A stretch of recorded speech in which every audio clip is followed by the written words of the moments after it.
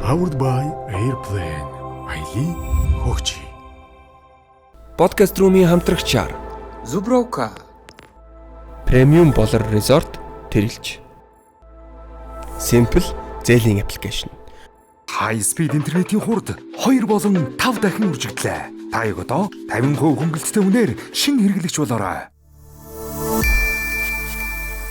Сайн мэцгэн манайхаа ингээ подкаст руу минь цаашин давар та бүгд өргөд бэлэн болсон байна. Та бүхэндээ өглөө өдөр орой мэндийг хүргье. Тэгээд Powered by Airplane аялийн хөгжи гэдэг үрээтэй явдаг байгаа. Тэгээ манай подкаст ийг маань байнга дэмжиж ажилтдаг Simple зээлийн аппликейшн Zubrovka Cherno бүтээгдэхүүн мөн бид бүхэндээ Premium Bolor Resort төрөлж хамтар ажиллаж байна. Ингээд өнөөдрийн зочноо та бүхний өмнө танилцуулахад бэлэн болсон байна. Өнөөдөр манай подкаст маань Mr. Kyuza Бавуугийн бат Цэнгэл ах хүрэлцэн ирсэн байна. Сайн байна уу? За сайн байцгаана уу. За энэ өдрийн мэндийг хүргэе. За сайхан аварчж гин үү? Сайхан аварчж гин. За Kyuza ахтай урилга өгөөд бас нэлээд удсан. Тэгээд ярилцж байгаад өнөөдөр ингээд ярилцах өдөр маань ирсэн байна. Тэгээд та гоё цомогтойгоо ирсэн баг шиг байна тий? Тэгсэн. За би тэгээд энэ Пянза танаа подкаст дуусгая гэж бодоод авчирлаа. За энэ 2024 онд би ийм 2 Пянз хийж ийм ажилтаа өнгөрөөсөн. Тэгээд нэг нь бол одоо энэ Capital Band энэ хамтлагт гишүүнээр 2017 оноос хойш явлаа. Тэгээ шаргын говь ялаа гэдэг дугаар хүмүүс мэдэх бах. Тэгээ энэ Пянза тэгээд мөн 2017-оос 2024 оны хооронд гаргасан дуу дээрээс манай Dilopтай хамтарсан дунд гол гэж явдаг. Манай дээдлийн ах ч болдоо штэ Dilop гэж дууддаг. Тэгэхээр бит хоёр нийлэхээр нөгөө DJ бодхуу гэдэг штэ. Мэд гурав нийлэхээр дунд гол гэдэг хамтлаг гэлдэг байхгүй. Тэгэхээр эндээс нөгөө дунд голын 2 дуу болон 17-аас 2024 оны одоо ийм 10 дуутай ийм 2 Пянз гаргасан. Тэгээд та бүхэн дуусгая. Зя баярлаа. Ирхчлөө 2-0 гэдэг нэртэй. За энэний тайлбарыг Kyuza ах нөгөө нэг докюментари дээр бас хэлж ийсэн те. Та дахиад тайлбарлаад өгч болох уу? За ер нь Kyuza гэдэг артистийн дотор бол маш их тийм сүрэг дуу хоолой байдаг байлаа. Тэр нь дандаа тэмцлийн мөн чанартай. Тэмцлийн мөн чанартай сүрэг дуу хоолой гэж юу гэсэн үг юм бэхээр хүүхэд байгаасаа чойномыг шүтээд хон хамтлагийг шүтээд тэр эсэргүүцэл тэмцлийг ингээд дотроо ингээд тижээгээд ингээд өссөн байгаад байгаа. Тэгэхээр миний нөгөө нэг уран бүтээлүүд чинь дандаа эрхчлөө, хүний эрх, үзэл санаа тийм дандаа сөрөг хүчний юм дуу хоолой шингэсэн байгаад байгаа байхгүй. Тэгээд дандаа ингээд тэмцлийн мөн чанартай эсвэл дандаа нөгөө ганцаардсан нэг ийм дуу хоолой миний дотор их олон жил амьдэрсэн. Тэгээд би 2024 онд энэ Пянза хийж эхэлж байхдаа шин цомгийн ажилд орсон Лүндэн гэд. За энэ Лүндэн гэд цомог би 2025 онд Kyuza гэд соло карьер хөөж эхэлсний 20 жил болж байгаа юм байна. Би 20 дуутай шинэ цомог гаргая гэж төлөвлөсөн. Ингээ 20 дууны демо бичсэн. Тэгсэн чи бүх юм сүрэг байсан. Бас л нөгөө нэг тэмцэл, ганцаардал, ад үзэгдэлт би юм зүйл бүх зүйл дүүрэн байлаа. Тэгэхээр энэ үед миний үзэл санаанд маш том өөрчлөлт явагдсан. Би тэгээд бясалгаж эхэлсэн. Тэгээ энэ үеэс эхлээд би энэ бүх сүрэг дуу хоолойгоо тавьж явуулсан. Энэ бүх нь надад байхгүй. Одоо хангалттай гэд явуулаад энэ үеэс эерэг дуу хоолойтой Kyuza шинээр төрж эхэлсэн. Тэгэхээр би эрхчлөө 2-0 гэдэг Пянзан дээрээ сүрэг дуу хоолойгоо хаагаад ингээд Пянзтайгаа цуг явуулж байгаа. Тэгэхээр миний шинэ цомог бол эерэг цомог байх болно, эерэг дуу хоолой байх болно гэд. Ингээд шинэ цомгийнхаа ажилд шинээр дахиад орсон. Дахиад нөгөө 20 дуугаа шинээр хийж эхэлсэн. Тэгэхээр нөгөө Gero Superstar Train to UB гэдэг 2 дуу маань тэр үед YouTube дээр аудиогоор гарцсан учраас тэр жигт нь орхиод хайрт минь ирчүүд Thank God гэдэг 3 одоо шинэ синглүүд маань одоо цацагдаад явж байгаа. Тэгэхээр эндээс эерэг гуйза төрсөн гэсэн үг. Тэгэхээр би бүх тэмцлүүдэд зогсоосон, бүх сөрөг дуу хоолой зогсоосон хүмүүст эерэг энэ цэник маш хэрэгтэй байна гэдгийг мэдэрч эхэлсэн. Тийм учраас одоо яг энэ үзэл санааны ертөнцөө эрхчлөө цомгон дээр багтаасан байгаа. Энэ дээр одоо хунтынхан эрхчлөө одоо бүх л үзэл санааны сөрөг хүчний тэмцлийн дуу хоолойны бүх дуунууд маань орсон байгаа. Гэхдээ хүмүүс мэдэхгүй дуунууд. Миний YouTube channel дээр бол байгаа. Нэрний хувьд яагаад ингэж нэрлсэн бэ гэхээр монголчуудын 90 оны ардчилсан хувьсгал бол хонхны дуугаар сэрсэн байдаг. Тэгэхээр хонхны дуу болон хонх хамтлагийн үзэл санааны цомрлог бол эрхчлөө 1-0 гэдэг ийм үзэл санааны хувьсгал явагдсан байна. Тэгэхээр миний энэ пянз маань хоёр дахь нь байхыг ерөөж энэ пянза ингэж нэрлсэн. Манай найз бас энэ нэрний санааг бас өгсөн л дөө. Би захтай ер нь ингээ би дуунуудыг энэ сонсож байгаа та ер нь айгүй логик хайж юмнуудаа хийдэг бах те. Нэг юм бүх хэмиг нэг юм утга учиртай, гэхдээ нэг юм уул суурьтай хийдэм шиг надад зүг санагдаад байд. Тэгэхээр та ер нь яг уран бүтээлүүд дээр дандаа ер нь нэлийн логиктэй байлгахыг хичээдэг үү? Эсвэл логиктэй байлгах байгаад байдгүй гэх юм уу? Хип-хоп урсгал өөрөө яруу найргийн урсгал. Монголчууд ч яруу найрагт маш их дуртай арт түмэн. Яг тэгвэл тэр мэрэгэн цэцэн үг хүний сэтгэлд орж чаддаг, зүрхэнд очиж чаддаг. Хүнийг тэр үг маш хүчтэй нөлөөлж чаддаг. Тийм учраас мэрэгэн цэцтийг монголчууд эртнээсээ хүндэлж ирсэн. Тэр үгийг сонсож ирсэн. Тэр зүгээр нэг юм өгүүлэлэг байдаггүй тийм. Тэр үгэнд дотор сэтгэл хөдлөлтөй нэг л хурц сэрэмхтэй нэг л үг ороход тэр хүнийг сэрэж чаддаг. Учраас яруу найраг бол маш гайхалтай урсгал. Хип-хоп бол орчин үеийн яруу найраг. Хип-хоп бол тэр шинэ generation, шинэ үеийнхний сонголт боловч яруу найраг гэдэг нөгөө үндэсний мөн чанар маань тэр дотор агуулгадад явж байгаа. Учраас тэр хүүхэд багтаал тэр урлагт дурлсан тэр мөн чанар маань логиктэй гэхээс илүү мэдрэмжтэй байхыг хичээдэг. Угаасаа мэдрэмжгүй байж чадахгүй. Тэгэхээр яруу найраг биш болж шүү дээ. Та одоо хэлж штэ одоо ч ер нь сөрөг зүйл байна гэд. Одоо хуучин бол нэлээд хүмүүс тань руу DC шүү дээ. Одоо opposite NG бас байсан. Тэгээ өөр ч нэлээд хамтлууд. Та ер нь өөрөө эхэлж DC-г байхад ер нь тэр хүмүүс эхэлж DC-ч байгаа шүү дээ. Та яг хувийн одоо тийм beef байгаа тэгж хийгээд тийм үү? Эсвэл тэр хүмүүс зүгээр ах тэгж хийгээд байдаг юм уу? Ер нь яг энэ би өөрөө энэ соёлын үрийг өөрөө тарьсан юм л да. Анхны Tower Met цомгон дээр Luminote Tower Met дуун дээр ингээд эхэлжсэн. Тэгтээ 2000-ад оны үед 1997 онд анх Lumino хамтлагт үүсгэн байгуулцаж явлаа. Тэгээд би Бадарчин эсвэл аз жаргалын ирэлчин гэдэг дуунууд хийж ирсэн. Одоо хунгийн дэгдэхээ болцсон сүлд. Энэ дуунуудыг чинь нөгөө копирайтгүйгээр Lumino дуулсан байхгүй. Тэгэхээр энэ дээр би ингээд энэ чи миний дуу шүү гэд юм ярилцлага өгсөн. Тухайн үед би Чехт амьдардаг байлаа. Тэгсэн Lumino том одох гэдэг дуу байсан над руу. Одоо өөрийнхөө тэр танд хийсэн дуу юм уу? Өөрийнхөө дууг минийх гэж хэлсний төлөө хариу авч байгаа. Тэгээ ялгаа нь юу гэхээр миний дуу хоолой хинт сонсохгүй. Би хинтж танигдаагүй. Тэдний дуу хоолой маш хүчтэй. Тэгэхээр тэр татаартай нийлээд хунгийн дэгдэхээ миний аз жаргалын ирэлчин дууг хувиргаад ийм дууйц. Бадарчин дууг зүгээр тэр чигээр нь Гүйзагийн өмнө дуулж ясан сэдвгээд дуулцсан байгаа. Тэгээд би яг эргэж ирээд Luminote DC хийхсэн. Энэ бол мэрэгэн цэцний харилцан одоо дайралцсан буюу урлаг талдаа байсан гэсэн. Өөр утга учиргүй хараал доромжлол биш. Энэ ч өөр амттай байгаад байхгүй. Хин илүү гоё яруу найраг хийх вэ гэдэг. Тий, сонирхолтой. Энд чи цэцбулаалж байгаа л уралдаан штэ.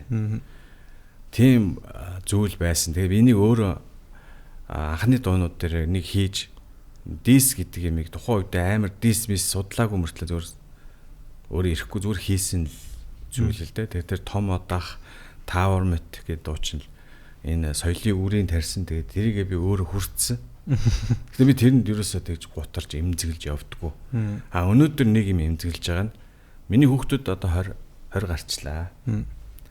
18 хүрчлээ, 14 хүрчлээ. Тэдний ингээд найз нөхд нь танаа аав чин хулгайч гэдэг өнцгөр хандаад эхлэхлээр хүн эмзэгэлтэй байна. За одоо тайлбарлахгүй болохгүй нэ. Би хулгайч гэж хэлээ, хулгайч болохгүй гэд өмнө тоодоггүй байлаа л да. Гэхдээ чинь шинэ генерашнд бол хортой юм байна. Надад бол тийм нэрэнд тийм юм зүгээд яваад штэ. Тэгэхээр би тэр докюментари нэвтрүүлэг дээр болон одоо ер нь энийг тайлбарлаж явах нь зөв юм байна гэж бодсон. Юу гэж тайлбарлая гэхэлэр хипхоп урсгал бол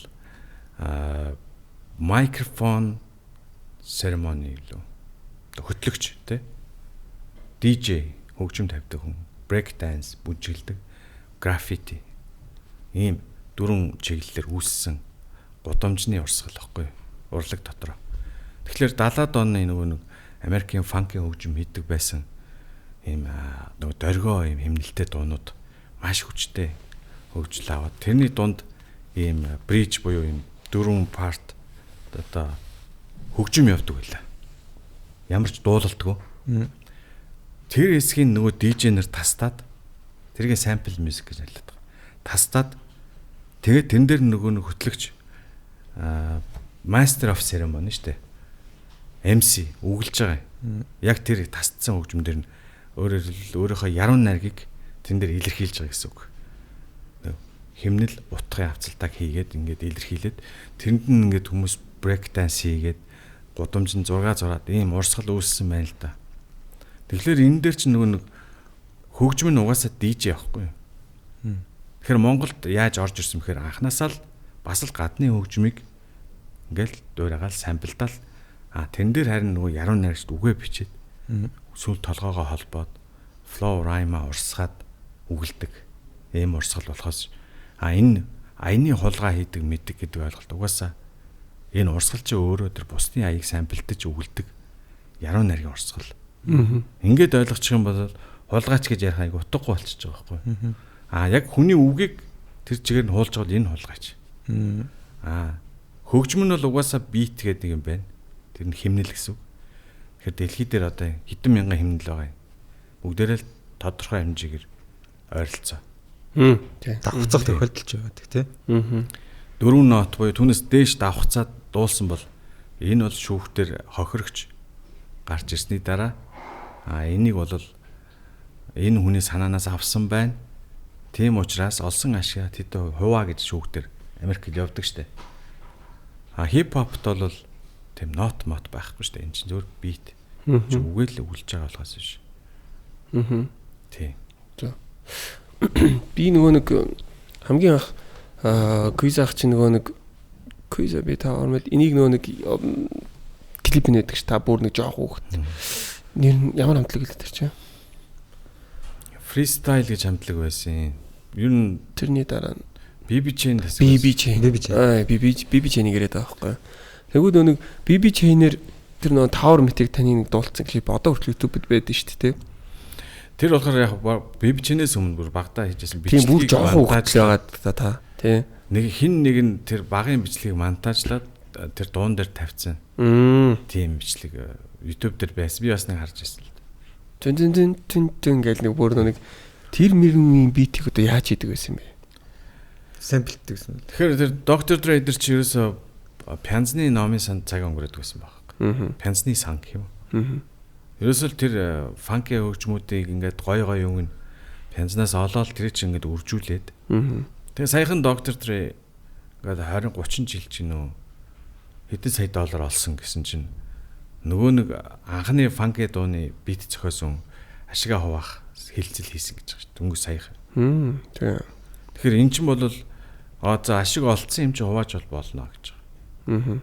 Түүнээс биш одоо Монголд нэг ашигсаад байх юм байхгүй шүү дээ. Бид нар чинь дуртай юм ал хийж байгаа болохоос ашиг олдгоо шүү дээ. Эн чинь угаасаа ашигын бус хипхоп.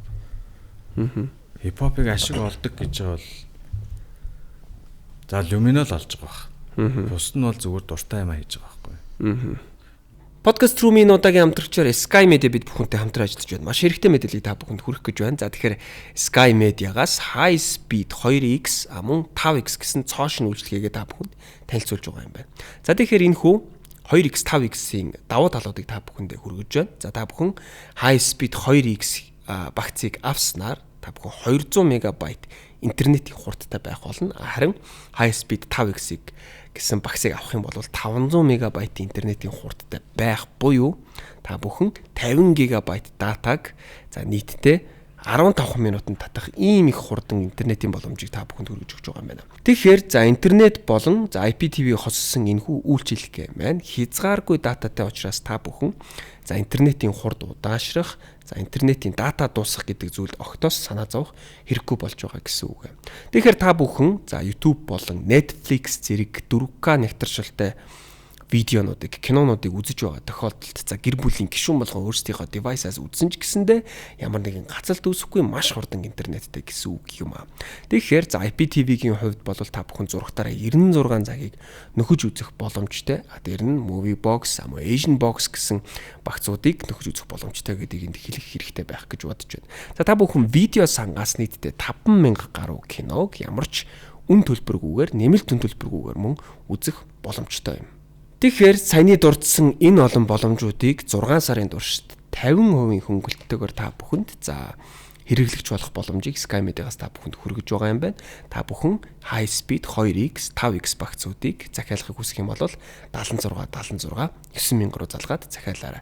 Тэгэхээр подкаст руу хамтрагчаар энэ удаад Sky Media бид бүхэнтэй хамтран ажиллалаа.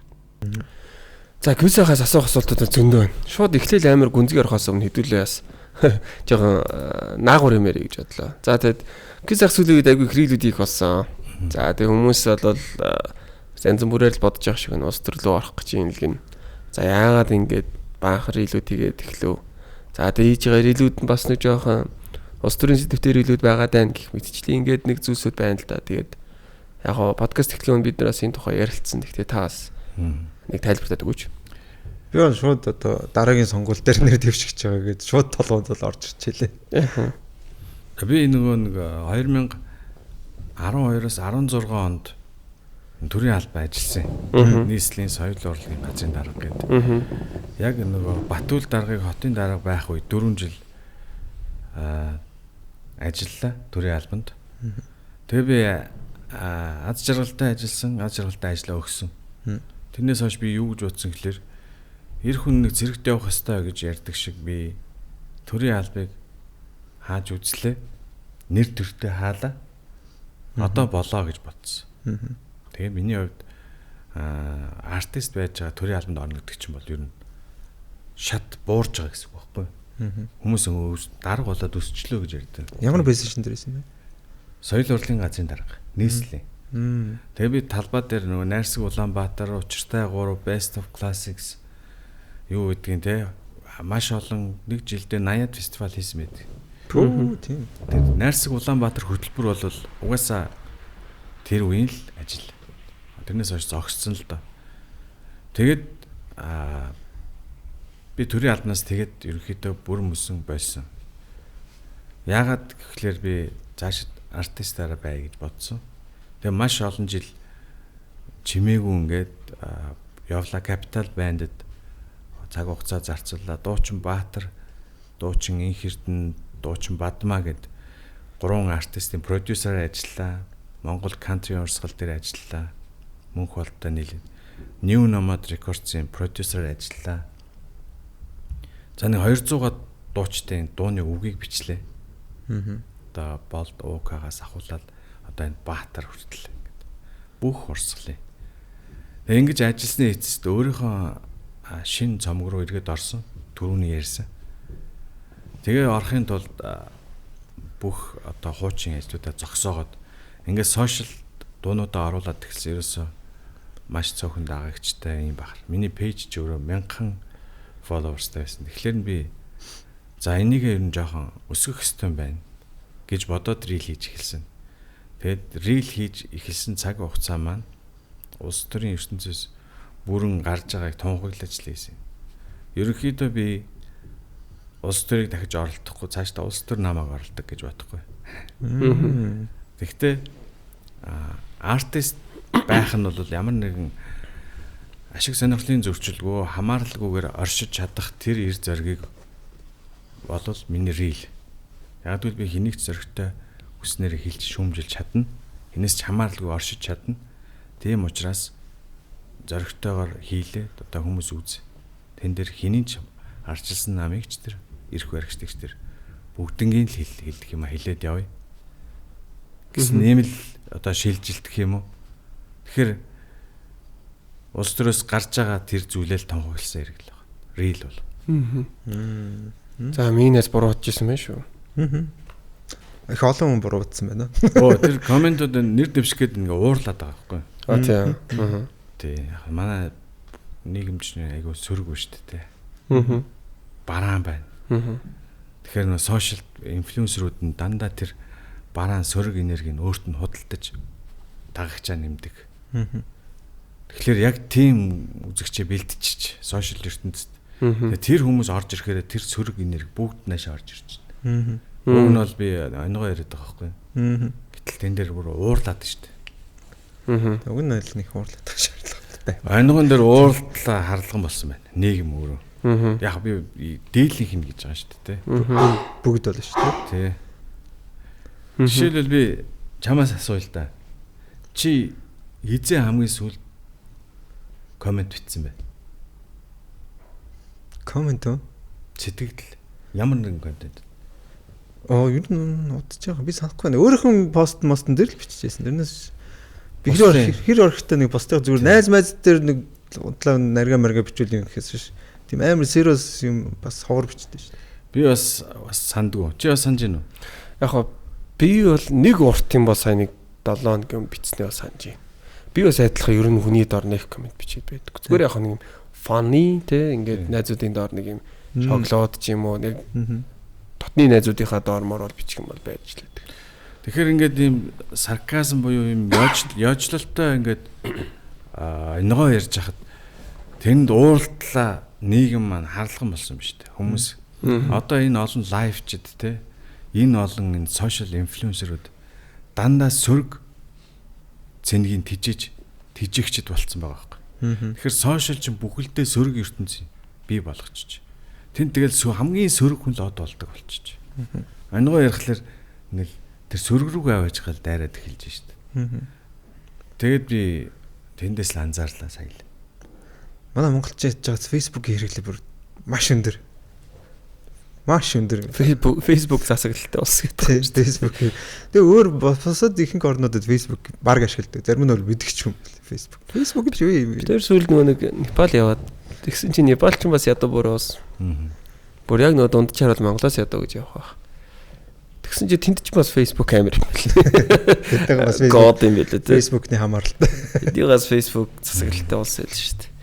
За гисэх одоо ер нь тэгвэл буцаад яг уран бүтээл рүүгээ орё гэд яг фокуслж байгаа мэн гэж ойлгож болох уу? Тий. Би бүр өөрийнхөө дуунууд руу орохын тулд би бусад артистуудад үг мөг бичиж өгдөг ажлаа хүртэл зогсоосон. Тийм. Тий. Ерөнхийдөө ингээд өөрийнхөө бүх юм ингээд өөр хүн зориулаад тахаар өөрийгөө гээчтэй байна. Тэгээ би буцаад өөрийгөө хайхын тулд олохын тулд энэ бүх өөр хүн зориулсан бүх юмаа зогсоохоос байгаа.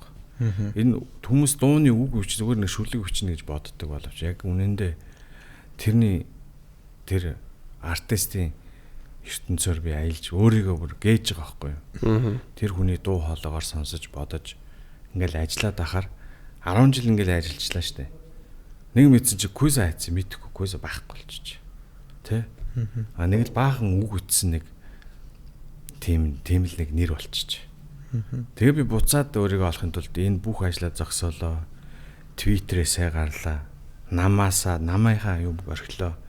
Ингээд би бүх үрж явсан олон хэрэгтэй хэрэггүй баахан кредитээ бүгдийг хайсан. буцаад яг Guiza болохын тулд маш хичээж байгаа. За бүгдээр бүр урагшаа байл та. За анх Хэмрийн Tower Myth гэдэг дууг хамгийн анх 16-д би яг 10 жил дэсэн юм. Тэгээдсэн чи манай ангийн бэлгүн болд гэд амар хөгжим сонсдог. Би тэр нэг хамтлагт гитар матер тоглодог гэсэн тийм хөгжмийн найз байдаг байхгүй юу? Одоо 10 жилийн хөгжмийн найз гэхэрс муухай юм уу? Манай найз байгаа. Би тэр аюу их тийм хөгжмөнд дурлдаг байсан. Тэгсэн чи нэг өдөр тэднийх нэг юм амар гоё спикертэй дээр үед чинь гоё спикертэй л гоё идэг байсан шүү дээ. Энийг сонсдоо гэж авчрал панк гэж тавьсан чинь CD-ний хөгжмөр Tower Myth-ийг сонсгож байна. Тэгсэн чинь нөгөө нэг юун дээр Back to the Future дээр нөгөө нэг юу Johnny B. Good-ийг тавьсан чинь энийг сонс гэж нэг ингэдэж штэ тий.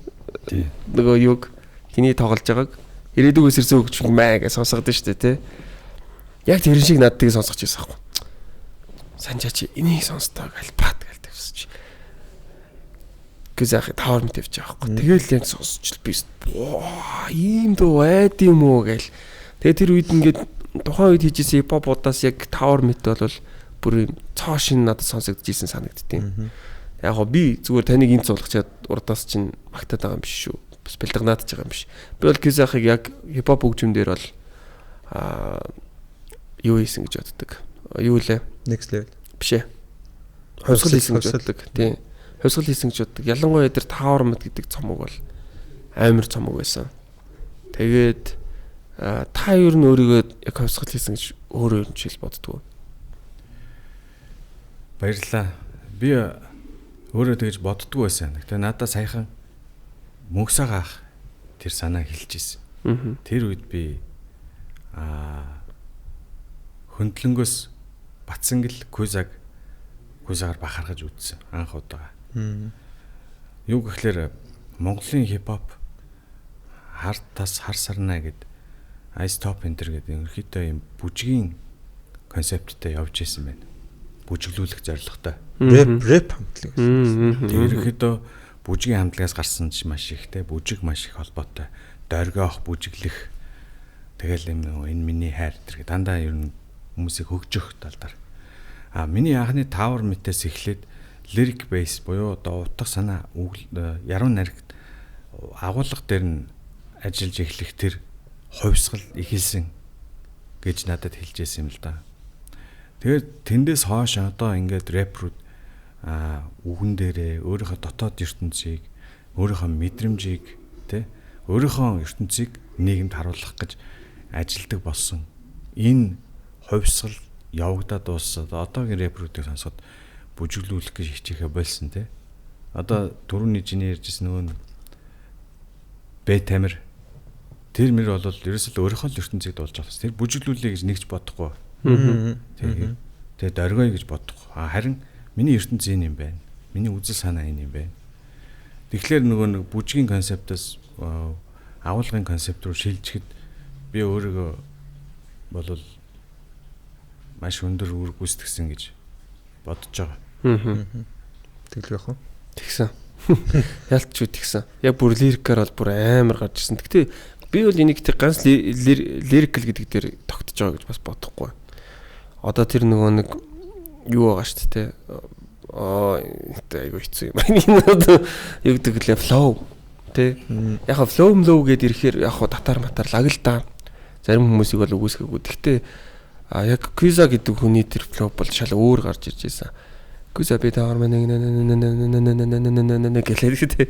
Тэгээ тэр мөр бол надад тухайн үед амар шинэлэг сонсогдчихсэн. Тэгээд дээр нэмээд бас амар дуунууд байгаа. За чи бүхнээс илүүг Mockingbird-ийн бас хулгай гэдгээ. За би бол чи бүхнээс илүү дуртай. Миний одоо нэг ч үгийн алгасгүй дуулж чаддаг зөвхөн Монгол дууны нэг. Тэгээд баярлалаа. Яагаад тэгт юм л. Mockingbird бол Eminem охиндоо зориулж бичсэн дуу шүү дээ. Эн чинь бол манайхаар нөгөө ардын бүүвийн дуу гэж байдаг шүү дээ. Зохиогч юу. Тэрэн шиг тэр хүүхдийн дуу шүү дээ. Америк, Англи юм чинь. Дан дан дан дара Mockingbird дээрвийн дуу байхгүй юу? Энийг Eminem тэрийг аялгауг ашиглаад Pizzicato гэдэг саундтай юм дуу хийчихгүй юу? За мэдээж надад бол тэр pizzicato sound, тэр ритм, хэмнэл бол inspiration буюу онгод өгсөн. Тэр дуу. А гэхдээ нот бол шал өөр. Дарарара. А тэр Mockingbird-ийн нэгч нот байхгүй. А хэмжээ жоох өөр. А утга агуулга бол цэвэр миний амьдрал. Би Eminem-ийн амьдралыг мэдгүй. Тэгэхээр энэ бол хулгай бол яагаад ч биш. Классик хөгжим үрдэл сүмийн хөгжмөд санаа авч бий болсон шүү дээ. Тэгэхээр яхан хөгжим бүх хөгжим дэлхийд даяар хулгай гэж үздэг. Дэлхийд дээр 7 нот байдаг. Бид нар чинь одоо 2000 тэ ухамсарт амьдрал Иесусийн тооллоор ингээ 2026 жил болчлоо 7 нот нэргэлдэж шүү дээ. Тэгэхээр өдөр иймэрхүү юм хулгай гэвэл дэлхийд даяар хулгайч болчлоо. За Моцартыг хүртэл хулгайч гэж хэлж болно. Хэрвээ энэгээр ярил. Тийм учраас энэ бол цэвэр атаархал гэж би боддог. Хулгай бол нэгж байхгүй. Яг л нэгдүгээр тэр миний амьдрал. Хоёрдугаар тэр нотууд нь өөр. Гуравдугаар Eminem-ийн дуу бол бүүвэн дуу. 1900-аад оны үед зохиогдсон эзэн тодорхой биш. Ийм Mockingbird тэр дуу байдаг хүүхдийн дуу. Гэхдээ сонсогч нар бас мэдлэг жоох муутай юм шиг байна тий. Жохон энэ адилхан аялгуул сонсонгуудад тэрийг оюутнуудын суулгасан байна, энэчээс авсан байна гэдэг нэг тийм. Яг тэр хөгжмийн боловсрал талдаа жохон би бол муу л гэж бодод байдیں۔ Тэгэхээр нөө ямар үед тулгаач гэж үзэх вэ гэхлээр за нэг хүний оюуны бүтээлийг ашиглаад би мөнгө олоод тэгэхээр нөгөө нэг бүтээлээ ашиглуулсан хүн тэр олсон мөнгөний хуваалцах зорилгоор шүүхэд ханддаг байхгүй. Ягаад гэвэл миний имийг ашиглаад мөнгө олчлоо. Тэгэхээр энэ мөнгөний тал нь би авах хэрэгтэй гэж үздэг. Энийг хулгайч гэж үз. Шүүх тогтооно. Тэгэхээр тэн дээр чинь шинжээ шүү дээ ажил нь. Хөгжмийн онолчтой.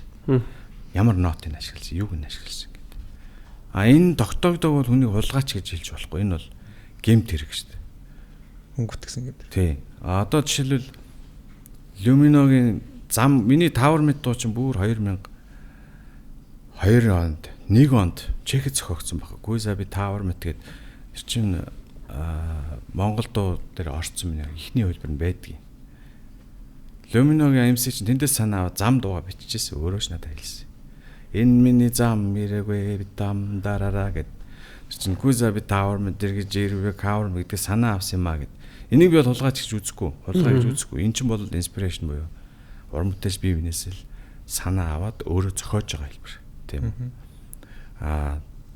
Тийм болохоор энэ хүний нэр төрлөө ингэж хамаагүй халдна гэдэг чинь өөрөө айгүй том гэмт хэрэг үлдэж байгаа мэдэхгүй байна те. Ялангуяа шинэ үеийнхэн бол маш соёлтой болсон. Тэгэхээр нөгөө нэг бусдын амаар ингэж хэрэггүй. Одоо түрүүн хоёлаа ярьлаа штэ. Сөрөг энергитэй хүмүүс амар их инфлюенсер болцсон байна гэж. Тэр рэпер G чинь яг тийм байсан байхгүй. Гэр орол гайхаад байна уу феста маань хужаа гэж дуулаад тэр чи яг сөрөг энерги дээр дөрүүлж гарсан од байхгүй юу. Тэр сонсогчдыг өөртөө татаад тэр бүх харааж байгаа тэр дотор байгаа бухимдлыг ингээд микрофоноор чанга дуулдаг учраас тэр хүмүүс бүгд сонсдог дуртай болсон. Тэнгууд тэр дуртай болсон хүмүүс бүгдээрээ миний эсрэг хүн болж хүмүүжсэн байна. Хөөсөө бол хулгайч гэдээ бүр ингээд суудсан. Гэтэл яг судлаад үзэхээр би хулгайлсан юм нэгч байхгүй. Бүгдээрээ яруу найрга зохиосон. Сампл хөгжим хэрэгэлсэн. Энэ бол бүгднийг л туулсан зам. За нэг асуулт байна. За таны бодлоор шүү дээ те. За жинхэнэ хулгай хийсэн ямар дуу байна гэвэл. За энэ бол хулгай гэж хэлж. Тэгж хэлж болох уу? Болохгүй ч болно л да. Болно. Яг жинхэнэ хулгай хийсэн 2 дуу байна. Татар Lumino 2-ын дуулсан хонгийн дэгдэх бол Кузагийн аз жаргалын эргэлчин дуу. Lumino-гийн дуулсан Бадарчин дуу бол Кузагийн Бадарчин дуу. Зохиогчийн зөвшөөрлөгөөр дуулсан. Одоо 25 жил болсон. Тэгэхээр би одоо ашиг хуваалцах санал тавих эрхтэй болчихж байгаа. Би хулгайч гэж зарлахгүй шүү дээ. Та нар нэгэнт миний энэ дууг зөвшөөрдөг ашигласан учраас ашигаа хуваалцъя. Lumino гэдэг чинь брэнд болвол брэнд тэр брэндийн үүсэл нь миний энэ дуутай холбоотой юм байна. Тэгэхээр энэ брэнд хэрэг ашиг олсон юм. Тодорхой хэмжээгээр шинжээчд ажиллаад, оюуны байцаагчд ажиллаад үнэлгээ тогтооно. Ингээд сайхан явъя. Тэгээ та нахнаад эрхээ аваарай. Шууд мөнгө нэг үргэс үү? Энэ бол эрх зүйн харилцаа. Зөв. За окей. За тэр бол яг ингээд тантай ойрхон улгаа юм байна. За одоо гадны орон бүтээлээс шууд хулгайлсан гэж би холно асуусан юм. Тийм. Монголын хипхопын одоо 95 онд үүссэн ч юм 2000 оноор бодох юм бол энэ цаг хугацааны тал нь л гадны хөгжмөндөр дууссан шүү дээ. Бүгдээрээ дууссан. Эн чинь бол хулгай биш, эн чинь хөгжлийн процесс нөхгүй. Бид нар нэг байшин барьчаад Оросуудаас сулгаалцсан, Оросууд эсвэл Европоос сулгаалцсан гэд байдаггүй үстэ. Тэ? Энд чинь сурж байгаа процесс нь шилэн байшин барьж сурлаа. Фундамент зутгад сурлаа. Одоо ингээд газар хөдлөлт төсвөртэй барилга барьж сурна. Одоо ингээд эрс тэрс уур амьсгалын барилга, жинхэнэ Монгол барилга барьж сурж штэ. Яг л энэ шиг бид нар энэ л шат дамжлагаар явсан учраас тулах хэрэгтэй байсан зам нь гэж үзэж. Зам нь тийм. Угаасаа л зам нь. Энд чи яруу найргийн урсгал, хөгжмийн урсгал биш. Ард нь явж байгаа хөгжмийг DJ-нэр тавьж байгаа. Тэгэхээр DJ-нэр хүснээ тавьж штэ. Тэгэхээр ингээ хулгай мулгай гэдэг энэ юм а болийл гэж байгаа. Зүг. Тэгтээ угаасаа тэр үед одоо Монголд ч одоо битмейкер гэсэн юм одоо байхгүйсэн мэт тийм. Битмейкер одоо хийдэг хүн байхгүйсэн болох тэр одоо ч байхгүй штэ. Одоо ч байхгүй. Одоо ер нь тэгэл YouTube-ээс худалдаж авдаг цаг үе эхэлжлээ штэ. Тийм үү $100 би 10 жил худалдаж авч болж байна. 1000-ыг төлөөд би бүх насаараа авч болж байна те. Ер нь бол тэр тийм сүртэй юм биш аахгүй. Гол нь тэр яруу найраг нөхгүй. Зөв. Хөөч нэг бибичэн хамтлаг ч одоо хідэн гишүүнтэйсэн юм бэ? Бибичэн хамтлаг би бол сүулт орсон. Намайг оруулаад зургуулаа байсан. Нэг тоглолт хийгээд тэгээд 6 хүний 4 нь гадаг шагаа сурахаар яваад салаа зам ирэхээр тарсан хамтлаг да. Бибичэн ч гэдэг гоё хамтлаг байсан ш. Би тэр зүүд гэдэг дууг хийдэж мартсан. Зүүдлээд. Тийм. Яг гоё хамтлаг байсан. Өчигдөр Люминогийн бааж яхныг пост хийсэн байсан л та. 5 жил шиг уу. Нөгөө нэг өмнө байсан гişүүд тий өмнө байсан гişүүд нь одоо болохоор нэг мэдээж үндсэн 3 гişэн дээрээс үлд DJ золог аваад ингээд дөрүлээ авсан гэдэг. Тэрний өмнө би энэ хамтлаг байгуулагдаа 28 жил боллоо. 26-ад нь 27 жилд нь би байлаа. Нэг жилд нь хамт байсан хүмүүс өөрсдөө Люминогийн зарлаад энэ тэнд дуулаад яваад байгаа надад таалагдахгүй байна. Энэ зөвхөн Монголд байдаг зүйлгээ бичсэн байсан. Тэн дээр зүгээр таны бодлыг л сонсох гэсэн. Энэ ер нь шудраг зүйл үү, шудраг бус зүйл үү? Тэр хамтлагт байсан хэрнээ тэр хаягаар авуулах нь одоо зөв буруу юм. Таны бодлоор. Үүлийн өр гэж юм байт юм л та. Өөртөө худраггүй бол тэгээд бусд нь жамд худраггүй хандсан биз дээ. Амар харилт. Би хэлсэн. Та нар миний дууг зөвшөөрлөгөө дуулчлаа. 25 жил болчихлоо. Одоо тэгээд санал эрх зүйн хувьд хэлцээр хий. Гэхэд үгүй гэсэн баг. Тэгэхээр чи хин нэгэн хүн Люмино гэдээ дуулахар чинь би яаж хамгаалах юм бэ? Люмино бараа тэмдэгтийнхаа юугаа авцсан бол тэгээд шүүхэд хандалтаа. Энэ хүмүүс манай нэрийг ашиглаад энэ фестивал дуулчлаа. Фестивалийн орлогын тэдэн хувийг манайх авна гэд нэхэмжлэгээр боломжтой шүү дээ. Эрх зүйн байж л байгаа. За одоо энэ сэдвийг ярьж гисэн дээр хэдүүлээ нэг юмсан ба за дуусгах гэж бодож байна. За оппозит гэж бас нэг хамтлаг бас нэг юм асуудал үүсгэсэн. Оппозит нэг хамтлаг гэж хэлгээгүй шүү. Би бол оппозитийн фэн. Бас нөгөө нэг сүлд оппозит сүд подкастт орохдоо таны тухай бас ярьж ирсэн. Тэгээд гантулга болохоор тухайн үед яагаад ч дийсэлцэжсэн ойлгоогүй. Тэгээ бид нэр сүлд ингээд очраалсан. Тэгээд буруу ойлгоцчихсэн бол уучлаарай гэдэг чинь. Энэ л болохоор за яг хаа тэр бол тухайн үедээ болж исэн л процесс шүү дээ. Нэг амар уучлахгүй гадах юм байхгүй шүү дээ. Бараг тэр нь тухайн үедээ бараг зөв байсан шүү дээ. Гоё байсан шүү дээ гэж хэлчихсэн. Би бас тэгтээ тэрнтэй санал нийлж байгаа. Тэ. Өстө нөгөө таны ярьдгаар тулах хэвээр замаал тулсан юм болов уу гэж бодоод. Тэгээ номер 1 дээр байгаа үнэлвэл бид нар дийслэхийг хүссэн. Яа тэгвэл надаас доор байгаа үнэлүү бид нар дийслэхгүй шүү дээ гэж хэлчихсэн тэ. Тэгээ би энэ дээр ерөөсө гомдож момддаг юм аа. Би харин түрүүн хэллээ л дээ. Нэг л асуудал байна. Шинэ үе намайг хулгайч гэж бодоод байна. Энийг л цэвэрлэх гээд байгаа. Түүнээс би нэг гомдоод тухайн үед би дугаал байсан шүү дээ. Надад бол тааламжтай л байсан. DC чинь гоё хийсэн оноо авдаг. Зүгээр юм хэрүүл хийсэн өөрөө оноогоо алддаг байхгүй юу? Тий. Ихэнх нь оноогоо алдсан. Миний дүгнэлт төр. Гоё өнгөд цэцэн гоё хийж чадаагүй. Би бол бүгдээрэнд нь дунд нь жингийн цуваа гэх нэг л доо байсан. Тэгэхээр би тэр гомдоогүй, тэр бол хамттай байсан бол би алгаа дашин даанч хамттай байгаагүй. Хоёрдугаарт сонирхолтойч байгаагүй. Ганцхан асуудал манай хүүхдүүдийн үе дээр тэр хооронд гарч ирсэн юм аа. Тэгэхээр би хулгайч биш гэдгээл хэлэх нь л чухал болохоос биш. Тэр хин тухайн яасан маасан шалтгаан яриад суугаад амиргууд байна л да. Зөв. Та одоо ер нь цаашдаа дис хийх үү?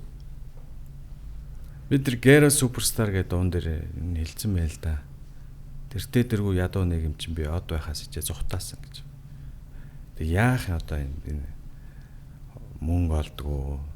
Тэгээ нэг юм жижигхэн жалган дотор нэг юм километр хөрхөөр радиуст амьдардаг хүмүүс тэгэл бие биенлэг ингээл ямар Америкийн East Coast, West Coast бие биенийг алдсан нэг тийм том зах зээлийн өрсөлдөөн байгаа шүү дээ.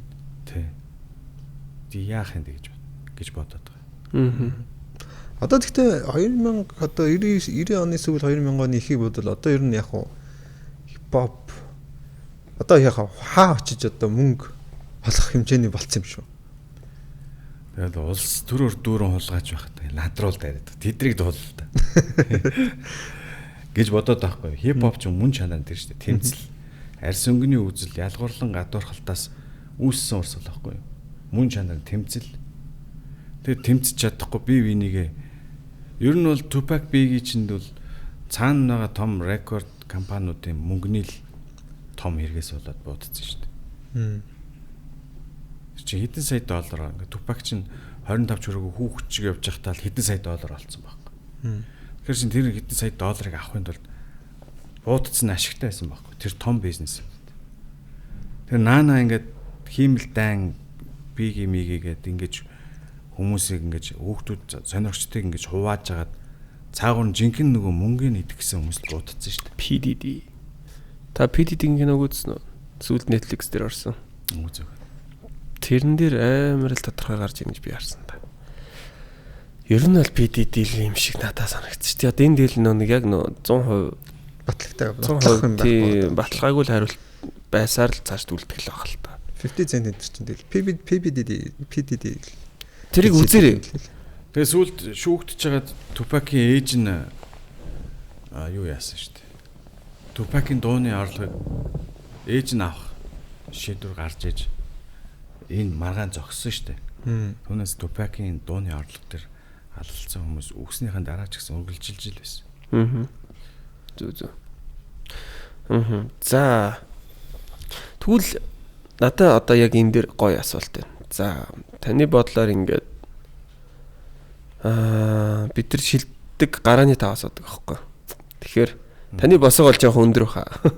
Одоо ингээд яриа сонсоод байх нэ. Тэгэхээр салбарын хүмүүсийг оруулж ирээд шилдэг гарааны тавыг нэг сэлгийтэй асууд юм л та.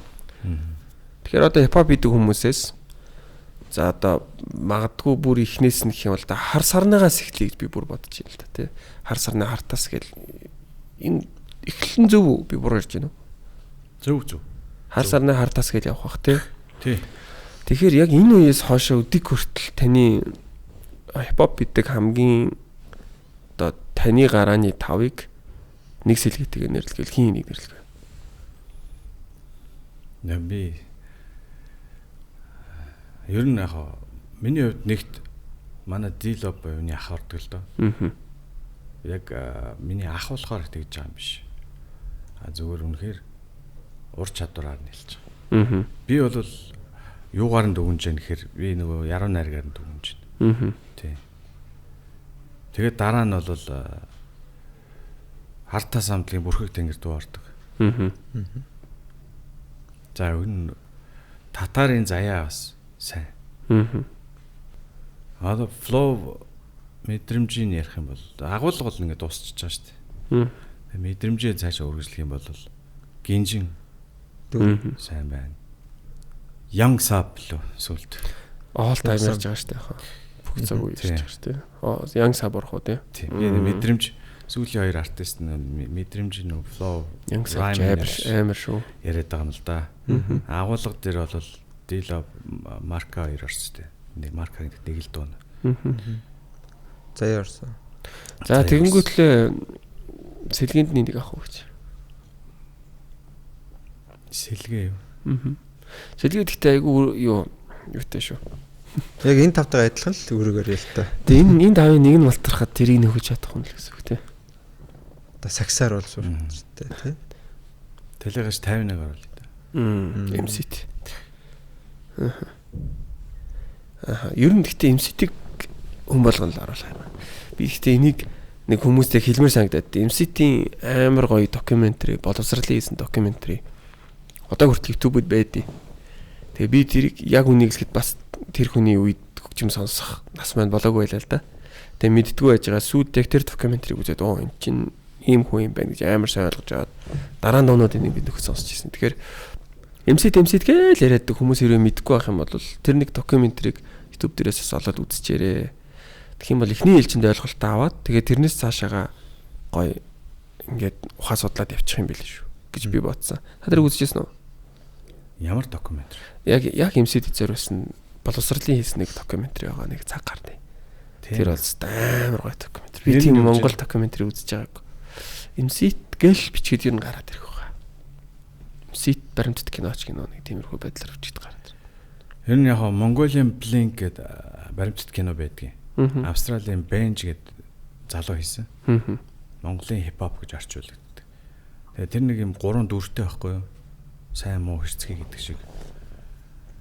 Тэгээд сайн нь Jenny юм шиг байгаа. Тий. Муу нь Quiz юм шиг байгаа. Хэрцгий нь Rapper G. Ийм 3 дүртэй. Тэгээд тэр докюментари дээр тэр Jenny-гийн part уу, Jenny-гийн хэсгийн гол зөвлөх нь MCT орсон. MCT-ийн зураг аягүйх гардаг. Яриа бичлэг энэ төр. Тэр чинь 2009 оноос 2013 он хүртэл жилүү 6 жилийн зураг авалт хийсэн кино шүү дээ. Тэгээ тэрийг Монгол HD тэр чинь нөгөө нэг богино хөлбөр, урт хөлбөр гэдээ хоёр хөлбөрөөр байгаа. Богино хөлбөрийн Al Jazeera TV гаргасан. Яг тэр нөгөө эмэгтэй рэпер ингээд үзэл санаагаа илэрхийлээд дуулахаар арабын ертөнцид аягүй сонирхолтой сэдв учраас тэгээд тэр богино хөлбөрийн Монгол HD гаргасан, боловсролт энэ гаргасан. Тэрний нөгөө MCT-ийн дүрсүүд энэ тэнд аягүй явдаг. Бас тэр байж магадгүй. Тастаа тавьсан. Сүүлд тэгээд зурагчин болоод аав зурагчин байсан юм л шүү дээ. Аав зурагчин тэгээд өөрөө сүүлд зурагчин болоод тэгээд тэгтээ би одоо яг үнийг мэдгүй. Тэгээд бурхан болсон шалтгаан нь одоо юу гэдэг юм болоо.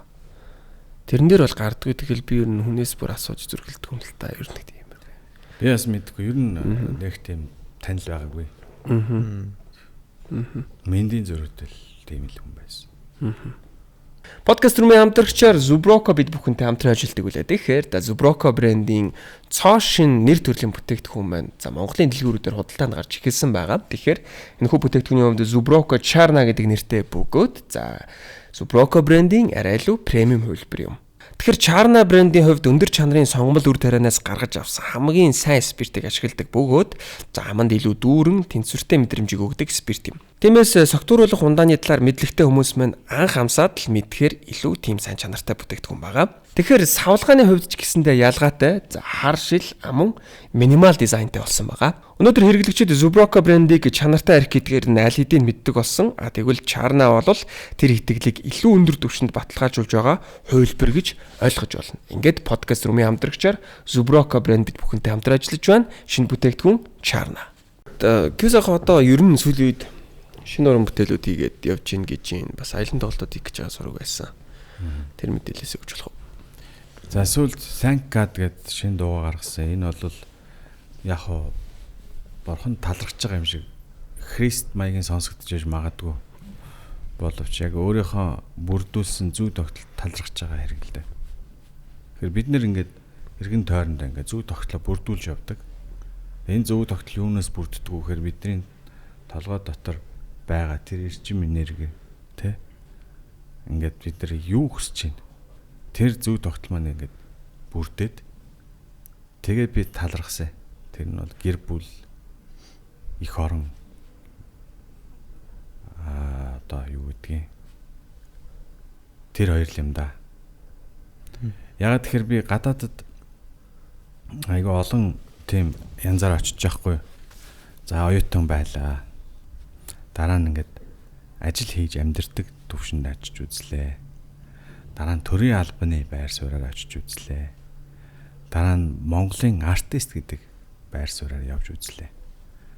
За ингээд энэ дөрвөн өөр төвшөнд ингээд гадаад улсад очиход хамгийн их таалагдсан маань Монголын артист гэдэг тэр кредит. Тэгэхээр нөгөө Mongolian гэдэг тэр зүйлийг төлөөлж явах тэр юу л гайхалтай гоё мэдрэмж байсан.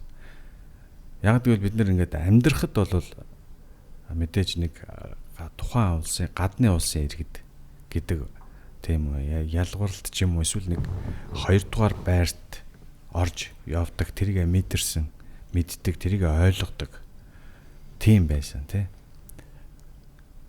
Тэр цаг үе нь бас тийм ингээд миний гадаад байсан чи ихэнх нь ингээд харалцсан ажил төрөл хийдэг. Тэгвэл тэр расизмыг ингээд метро мэдэрдэг мөртөө хүлцэн твчдэг юм байла. Одоо цаг үе өөрчлөгдөөд монголчууд ихэвчлэн эрхээ мэдэрч амьдардаг болсон байна. Одоо Австралид байгаа монголчууд, Америкт байгаа монголчууд хууль ёсоор дагуу амьдарч байгаа. Нөгөө нэг харалдаг байсан үед маань ингээд хууль ёсны болж хувирсан байна. Тэгээ эрхээ мэдрээд монголчуудын ерөнхий мэдлэгийн төвшин хүний эрхэн дээр маш өндөр хөгжсөн. Тэгэхээр тэр улсын иргэдийн эдэлдэг эрхийг яг адилхан эдэлдэг болчих. Бизнестэй болчих. Ажиллаа хийдэг болчих, юмаа мэддэг болчих. Тэ? Тэгэхээр нөгөө 2000 оны ихэнх үеийн нөгөө гадаад амьдардаг хүмүүс одоогийн шал өөр болцсон байна л да. Энэ хүний эрхийн мэдрэмж, монголчуудын эрх чөлөөний мэдрэмж их өндөр учраас яг ч тэнд байгаа нэг Камбож, Монгол хоёр, Монгол нь илүү их эрх эдэлж чадчихээн. Гэхдээ үүргээ хариуцлага бас ухамсарлаж чадчихээн. Тэгэхээр бид нүүдлийн соёл иргэншлээс суурин соёл иргэншил рүү маш хурдтайгаар шилжилт явагдсан байна гэж би бодоод байгаа. Одоо тэгээд Австралид монголчууд дээр тоглох чинь л доо дуучин Эрдэнэ чимэг Баатар бид гурав. Тэнд ингээд гэр бүлүү залуучууд яг Австрали улсын тэр хүний эрхийг Монголдоо юм шиг идлээд ажиллаад амьдраад тэгээ үнэхээр такса төлж байгаа, татвараа төлж байгаа учраас эрхээ идлээд хилдээ устай шал өөр төвшөнд байгаад байна гэж би мэдэрсэн. Тэгэхээр би юу хэлэх гэсэн юм бэхээр бидний суурин соёл иргэншил рүү шилжиж байгаа хурд гайхалтай хурдны галт тэргээр явж байна л гэж би хэлмээр.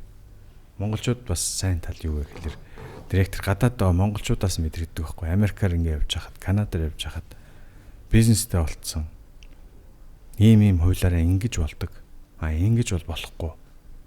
Тэ? Намайг ялгуурлан гадуурхвал би ингэж шаардлага тавьж чадна. Гэх мэт одоо тэнд насаараа байгаа хятадаас илүү мэдрэмжтэй байж чадж байгаа нүүдэлчдийн давуу тал гэж би олж харсан. Хизээвэ. Би одоо шинэ Лондонд, Чехэд амьдарч байх үед бол шал өөр байсан шүү дээ. Бид нар чинь 2 дугаар игнэний арт хүн байлаа шүү дээ тэнд.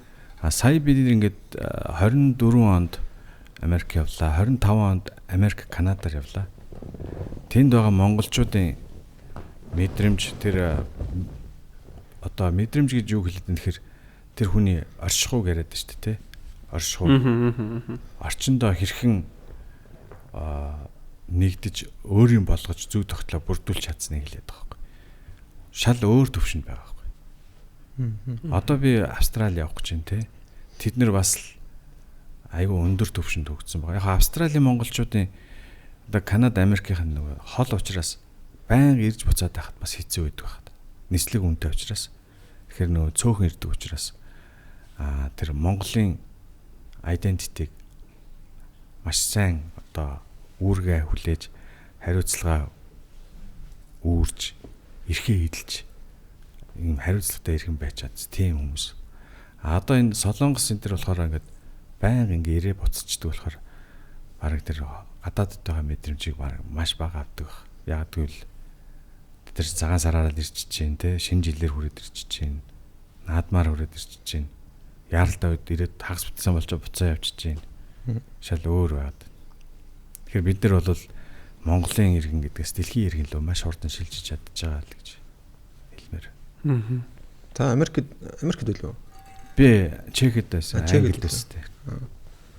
Ямар ажил хийдэг гэсэн чи? Чехэд оюутан байсан. Тэгээд хөвчлэн за хятадуудын зах дээр ажиллаж байсан. Тургын хоолны газар туслах тоогоочор ажилладаг байсан. За Лондонд бол дандаа тоогооч. Та тэгвэл хоол Америк юм шүү дээ. Би хоол хийдэг байсан учраас л рэпер болсон шүү дээ. Хоол хийж чадахгүйгээ мэдээд.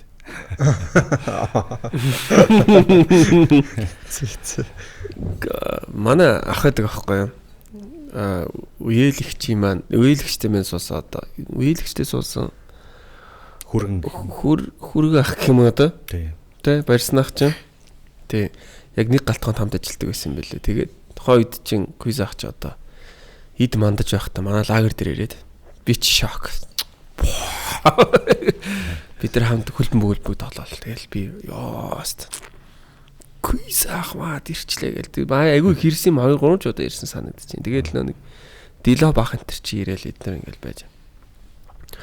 Тэгж анх квиз ахыг хараад ёо би анх удаа л тийм амар суперстар манай гэрт иртэн хонж байгаа шүү дээ. Бацаан багт чи. Авир танаа хонсон юм уу те? Тий. Тэгээд эдгэр чин ер нь хэд ирээд идэг гэсэн. Чи шааддаг гэсэн. Өө тий одоо бодоход тэр чинь хэдэн настай байсан. Танаа охин дөнгөж төрөөд хөлд орж ирснийг санаад байдیں۔ Том охин шүү дээ тий. Тий тэр чинь ер нь 2005 он 6. Тэр хавцаа тий. Ер нь манай Лондонгийн фракц гэж явдаг. Яг нэг галтгоонд ажилладаг байсан залуучууд ингээд эрцгээгээд би төрүүлж ирсэн тэгээд ингээд салахгүй байнга байдаг. Миний анхны цомгийн миний ер нь Tower мэт Химрийн сан 2 цомгийн том ард тал нь манай Лондонгийн найзууд. Дэмжлэг тусалцаа бүх хил зүйлээр тусалдаг байлаа. Тэгээд санаа бол ялангуяа энийг одоо Tower мэт цомгийг хэвлүүлж өгсөн. Химрийн сан цомгийн гол менежер ажилласан. Манай нөгөө Brothers-ийн орчуулагч дүү шүү дээ. Цохон Brothers-ийн орчуулагч дүү байдэн шүү дээ. Маа нэг хамаатан гэдэг. Тий. Тэрний аав. Баярснаа. Тэгэд тэр үед чинь нөгөө охин гэдэг дуу мó яг дөнгөж гарцсан байсан үе бах тий.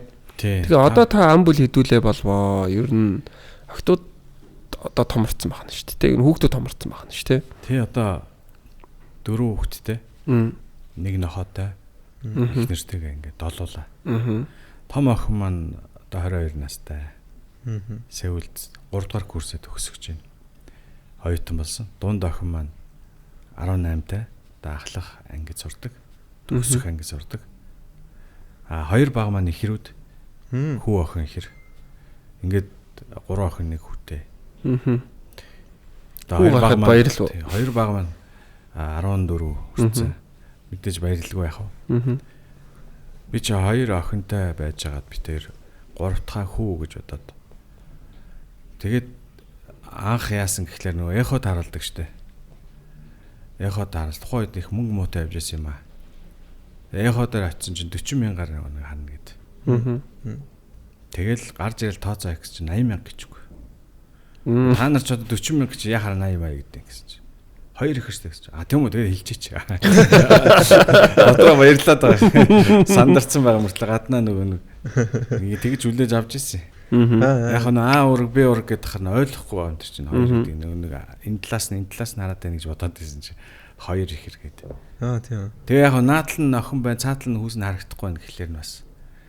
За охин байсан чи хавтай л гэж бодчих. Тэгсэн чинь цаад нь хүү байж тарлаа.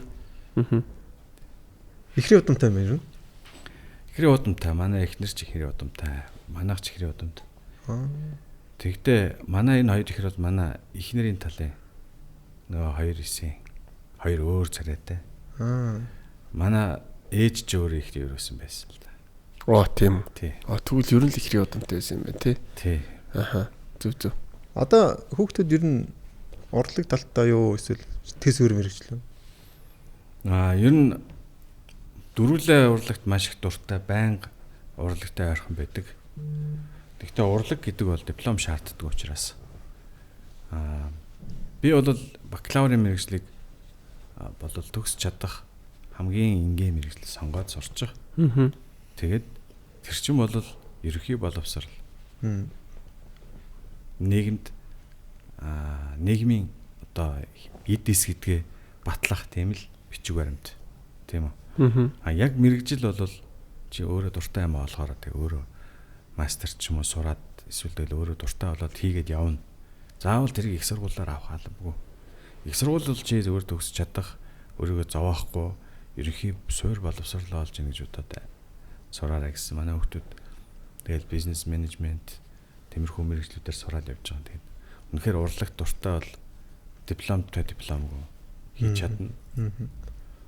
Дургу бол тэгэл 1000 дипломтой байлаа гэж чадахгүй бол урлаг ямар ч тус болохгүй. Тэгээ өнөөдөр ер нь урлагт оперын дуучнаас бусад нь диплом хэрэггүй шүү дээ. Сонгодог хөгжимчин оперын дууч хоёр л мэргэжлийн диплом үзүүлж ажилд ордог тийм үү? Тийм. Гэхдээ урлаг бол манайхын нэг буруу. Урлаг бол урлагийн хүн бол урлагт сурна. Урлагийн хүн биш бол сурахгүй гэсэн буруу ойлголт. Урлаг бол хүний сэтгэлийн боловсрол шүү дээ. Боловсролын суур боловсролын нэг хүнд байх ёстой элемент. Үлдэр урд дардаг математикч бол аз жаргалтай амьдрна. Хөгжим огт мэдхгүй математикч бол яг тэгж чадахгүй. Судалгаагаар нотлогдсон зүйл байхгүй. Тэгэхээр эн чинь аз жаргалтай амьдрах тухай боловсрол болохоос филармонд очиод хөгжимчин хийгээд гэсэн үг бол биш.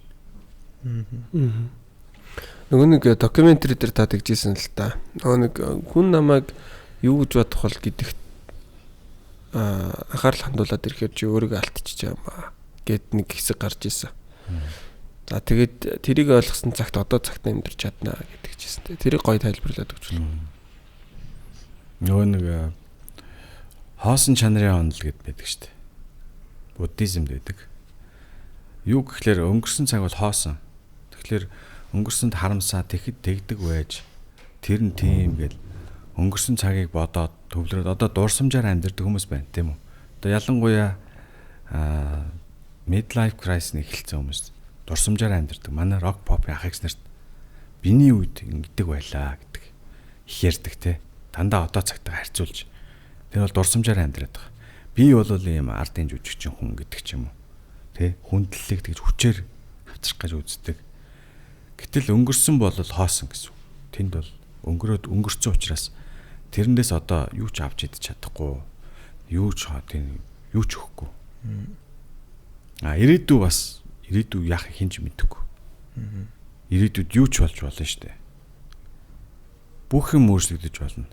Тэгэхээр ирээдүйд санаа зовно гэдэг бол санаа гэдэг үг нь хасчих юм бол зөвхөн зовно л гэсэн үг. Тэгэхээр энэ бас хоосон гэж. Тэгэхээр юу бодод байгаа юм бэ гэхээр яг одоо миний байгаа нөхцөл байдал бол надад байгаа бодит зүйл. Тэгэхээр энэ цагт баярлж чадвал миний авч чадах юм ерөөсөө энэ байхгүй юу? Сэтгэлийн таашаал. Тэгэхээр энэ дээр л төвлөр гэж байгаа. Түүнээс биш маргааш одоо ямар хоол хийж иднэ гэдэг ч юм уу. Маргааш яаж төлбөрөө төлнө гэдэг ингэх юм бол чи одоогоо алдаад. Тэгээ одоогоо алдах юм бол маргаашаач болтно. Бараг магадгүй өнгөрснөө ч алдна. Тэгэхээр бүх юм хоосон болчихж байгаа байхгүй юу? Юу одоогоо алдчихвал. Өнгөрсөн одоогоо орхих юм бол ядаж чамд одоо ч үлдэж штэ. Гэдэг л нэг юм зүгээр философийн л яг тэгэхээр хүмүүс дандаа өнгөрсөн юм ирээдүйд л байгаад байдаг л да. Ялангуяа миний үеийнхэн бол нөгөө нэг юм сонин юм шилжилтийн үеин дээр тийнейжер өсвөр наснд таарсан те. Тэр үед маш их юм сонин юм нийгмийн шилжилтийг ингээд хараад тэгээ маш их тийм хүнд даваанууд авчаад амьдралын хатуувтыг үзсэн. Тий. Тэгээд хүүхдүүдтэйгээ тэр үеэ яриад идэх байхгүй. Чиний үед би 7 настайдаа би гал дээр цөөн хийдэг байлаа гэл. Тий. Тэгэхээр чи нөгөө одоогийн хүүхдүүд чинь гайхаад шүү дээ. Би тэгээд өртөө төрсөн юм яатсан тий. Би одоо цагтаа байж болохгүй мүү гэдэг асуулт гарч ирээд байдаг. Тэгээд хоосон чанарын онолд надад тэр утгаараа таалагддаг л да. Подкаст рүүмийн хамтрагчаар Simple Zelle application бид бүхэнтэй хамтран ажиллаж байна. Тэгэхээр хувь хүмүүс маань ямар нэгэн байдлаар нийгмийн даатгал төлдөггүй тохиолдолд зээл авахд хүндрэлтэй байдаг. За хүний амьдралд юу ч тохиолдож болно шүү дээ.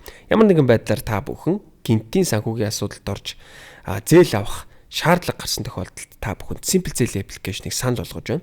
Та бүхэн яг одоо хэрэглэж байгаа банкныхаа хуулгыг аман банкныхаа нэвтрэх нэрийг Simple Zelle application руу оруулснаар 5 сая төгрөг хүртэлх зээлийг 24 сар хүртэлх хугацаатаагаар авах боломжтой болж байгаа юм байна.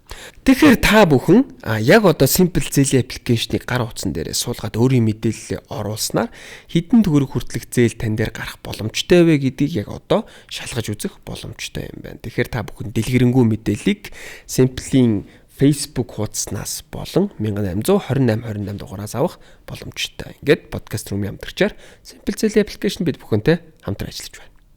Зүг. Би бас өчигдөр нэг стори хийгээл байж илаа л та. Би ч бас их таг юм ярина. Өөрөө хөртөгөө таг юм ярилцсан. Тэгээд тэрийг өөрөө хөртөөлэн зөвшөөрсөн шиг тий тэгвэл тэгчлээ. Яг нэг өмнө миний бодож байсан одоо над байгаа бүх зүйл өмнө миний мөрөөдлөөсөн байхгүй тий. Тэгээд өнгөө чинь бас баярлж байгаа байхгүй тий. За одоо гоё штэ тэгээд одоо байгаа юм чинь одоо эндэл талархъя да гэсэн чинь надад нэг юм гоё хувь заяа заяач тэгээд яг юм таг юм бодол байж илаа. Тэгээ яг зүгээр тэргээ бодсон чи танаас энтэйгээ оршуулад нэг юм асуучмаар санагдаад тэгээд асуусан юм уу? Тэгээд зүгээр энийгээ хэлмээр санагдсан юм уу? Нөө байхгүй юмдаа шаналж байхаар байгаадаа талархаж сурна гэдэг чинь л ерөөс тэр философи шүү дээ тий. Та одоо сүүлийн ямар хоббитэй болж байна? Чи дандаа хобби асуудیں۔ Хобби асуухаар амар гоё хүний нүд сэргээл гоё дуртай юм яриад гэлдэг. Яг үнэ хэлэхэд аялах дуртай болж байна. Одоо аялан тоглолтууд тэгээд хажуугаар нь Монголын хөдөөгөр аялах, хажуугаар нь ууланд алхалт хийх. Ерөөсөл хүн болол буцаал байгаль руугаа урбанизашн руугаа ортож баярлдаг байсан бол одоо буцаад байгаль руугаа ортож баярлдаг болж байна. Биологийн хувьд. Тэр энэ хүний байгалийн л юу бахал та тий. Зөн гэх юм уу. Сүйд нэг зураг үзэхэд жоохон бахтай ингээл амар тийм шилэн байшин хотмот ингээд мөрөддөг гэсэн. Одоо миний мөрөдөл гэсэн чинь зүгээр нэг хээр талд нэг байшин байдаг. Ер нь бол тийм л юм шиг. Тэгээд та бас түрүүн ярьсан шүү дээ бяцлал хийсэн мэс ингээд бяцлал яаж хийсэн бэ та? Ерөнхийдөө яг энэ тал дээр бол маш олон зүйл байгаа. YouTube-ээр дүүрэн байна те. Одоо ингээд өөрийгөө идэх, бяцлал хангаах гэл айгүй олон төрөл байна. Тэгээ аяг алингээр нь явна гэж би бол хэлэхэд хэцүү. Тэгэл цаг үе болгон чамд нэг багш өгөн тэгээ тэрийг нь дагаал яв. Бүгднийг л хүүц. Тэндээс чи өөрийнхөө хэрэгтэй юмыг олоод авна. Хэрвээ чи хүсгэл юм бол YouTube-ийн зүгээр нэг бяцлаглалын бичлэг чамд маш том багш болно. Тэгэл тодорхой цаг нь өнгөрөхөр чи ингээл өөрчлөгдөөл өөр юм ингээл хүсэл тэмүүлэл би яг тэр замаар л явсан. Бүх зүйл ингээл яг хэрэгтэй үед хэрэгтэй хүмүүстэйгээ уулзаад бяцлаглаа хийгээл авах юм аваад дараагийн номоо олж уншаал дараагийн буддизмаа судлаад дараагийн киногоо олж үзэл дараагийн подкастаа сонсож ухаарлаа аваад ингээл энэ шат болгон өөрөө амьдралын хамгийн гоё хамттай цаг байдсан байлээ. Гол нь тэр нь маш их зүйл өгд юм байна. Тэгээ эргээд эндээс ингээд аз жаргалыг мэдэрч эхэлнэ. Тэр нь л миний хүсэж байгаа нэг одоо цаг гэдэг маань. Би ч өмнө нөгөө нэг бяцлал ихлэр л одоо ингээд юм сонсол ингээд завилд суугаал энэ би нэг л амар тийм бяцлал гэж боддог байсан хуучин. Тэгээ одоо ер нь энэ чинь бүгдээрээ ингээд нийлээл би гэдэг өөрөө том тойлны дотор талыг харах гэдэг нь шүү дээ. Амар олон багш бяцлал ширийгээл ингээд бөө юм байдаг боловч энэ бүх юм намайг л ойлгуулах гэдэг. Надад өөрт маань намайг л ойлгуулах гэдэг. Тэр өөрийгөө олж авах нь өөрөө хамгийн том зорилго. Би бол хүн чинь тэгж боддог гэсэн. Тэгээ бясалгал хүмүүс яаж ингэж бясалгал хийнэ гэхлээр яг яаж хийх үү мэх үү гэл тэнгүүт би бол хуучин ингээл нөгөө суугаал хамраар гүнзгий ямсгаа яваал амраараа гаргаж маргаад тэрийг бол ингээд би бясалгал гэж боддог байсан аахгүй. Тэгсэн чинь яг ясам дээр бол ерөн зүгээр ингээд ганцаараа байж юм ингэж тунгааж бодох тэр л ер нь бясалгал юм байлээ л дээ. Уул гарах ч юм уу. Ууланд алхах тий. Ганцаараа ууланд алхах ч юм уу. Хүнтэй ингээд ямар нэгэн байдлаар хүнтэй ингээд хамт гарах юм бол тэрэн дээр сатараад хүн бясалгаж чаддгүй юм байлээ л дээ. Ганцаараа ууланд гарах ч юм уу. Би одоо ер нь бол өглөө болгон ганцаараа жим хийж байгаа. Тэгээ тэр нь бас бясалгал болж байгаа. Ер нь бол бясалгал. Ер нь тэгэл дотоод мэдрэмжэл мэдэрч эхлэх нь бясалгал. Тэр нь ууланд ч байж болно, жимд ч байж болно. Яг нөгөө завилд суудагч байж болно тий. Ном уншиж хат ч тэр гарч ирдэг шүү дээ. Тийм байлаа. Тэгэл хүн өөрөө ер нь маш сонирхолтой ертөнц юм байлээ. Тэрийг сонирхож эхлэхэрэй л гэж залуучуудаа хэлээ. Тий.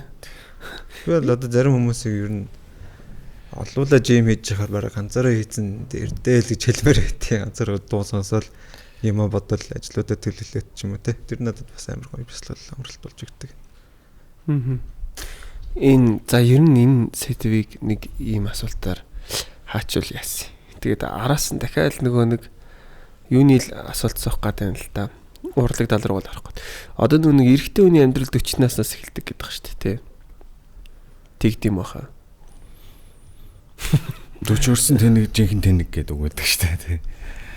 Би нэг ирчүүд гэдэг дуу байсан. 40 нэмэх наснагууд зориулж. Яг манай генерашн буюу одоо ийм хүнд хэцүү цагт ачаа таадаг ирчүүд, хүн чанарын лекц хичээл заадаг ирчүүд, нэр нүр нь нэг зангаар байдаг ирчүүд, нэр төрийн one shot-а татах ирчүүд. Үхтэй. Тэгээд нөгөө нэг 41 нас дээр бид нар ванга шиг зөнж мээнжүүлсэн амьдралыг танго хийж туучна гэдэг. Ерөөсөл бидний ийм шилжилтийн үеийг даваал ингээл яваал ингэчлэр бид нэр ачааны хүндийг дааж чаддаг тий. Тэгэл ерөөхдөө хэлсэндээ байж чаддаг. Ерөөхдөө яг дөрвөө дарсан ат гэдэг үг нь яалтчгүй л үнэ юм бэл. Жинхэнэ нөгөө нэг 40 өрсөн эргэж дөрвөө дарсан ат гэдэг лөө. Тэр бол юу гэж юм гэхээр тэмээ дөрвөн шүтэн гараад ирэхээр хамгийн хүнд ачааг өөрөх чадaltaй болдог юм байна. Тэрнтэй зүйрлж хэлсэн байгаа байхгүй. Тэгэхээр нөө эрэгтэй хүний хамгийн хүнд ачааг даах чадвартай сэтгэл зүйн хувьд тэ одоо mature буюу төлөвшлийнх юг хэмжээ хилээд байгаа юм шиг байна. Арай нэг боловсрсан хүүхэд наснаас хагтс чадсан гэдэг тэр агуулга яваад байгаа байхгүй. Тэгээ тэрнээс өмнө одоо 30 хэд мэд төр чи янз бүрийн юм зөндөл гардыг юм шиг ба. Тэгээ яг 40 хүрэхээр яг ухамсар нь тэлдэг юм болов нэг тойрог. Тан дээр яг яаж анзаарчихсан бэ? Midlife crisis гэж юм байна сэтгэл зүйн. За дунд насны хямрал. Дунд насны хямралыг бол шинжлэх ухаанаар ингээд яхаар өнөөдрийг хүртэл би юу хийж вэ гэдээ өөртөө сэтгэл дундуур байх тэр сэтгэл зүйн эмгэгийг хэлээд байгаа юм билээ. Гутрал. Би яг юм хийж чадсан юм уу? Тэгэхээр нөгөө нэг 20 настай мөрөөдөл одоо хүрч чадсан уу чадаагүй дүн тавиад тэр дүндээ сэтгэл хангалуун бус. Тэгэхээр энийг midlife crisis. Би аюу бүдүүн баг хэлж байгаа шүү. Би нөгөө мэрэгжлийн сэтгэл зүйч бол биш. Цэвэр өөрийнхөө туршлаган дээр. Тэгээд тэр хямралаас болоод ингээ уналт ирдэг.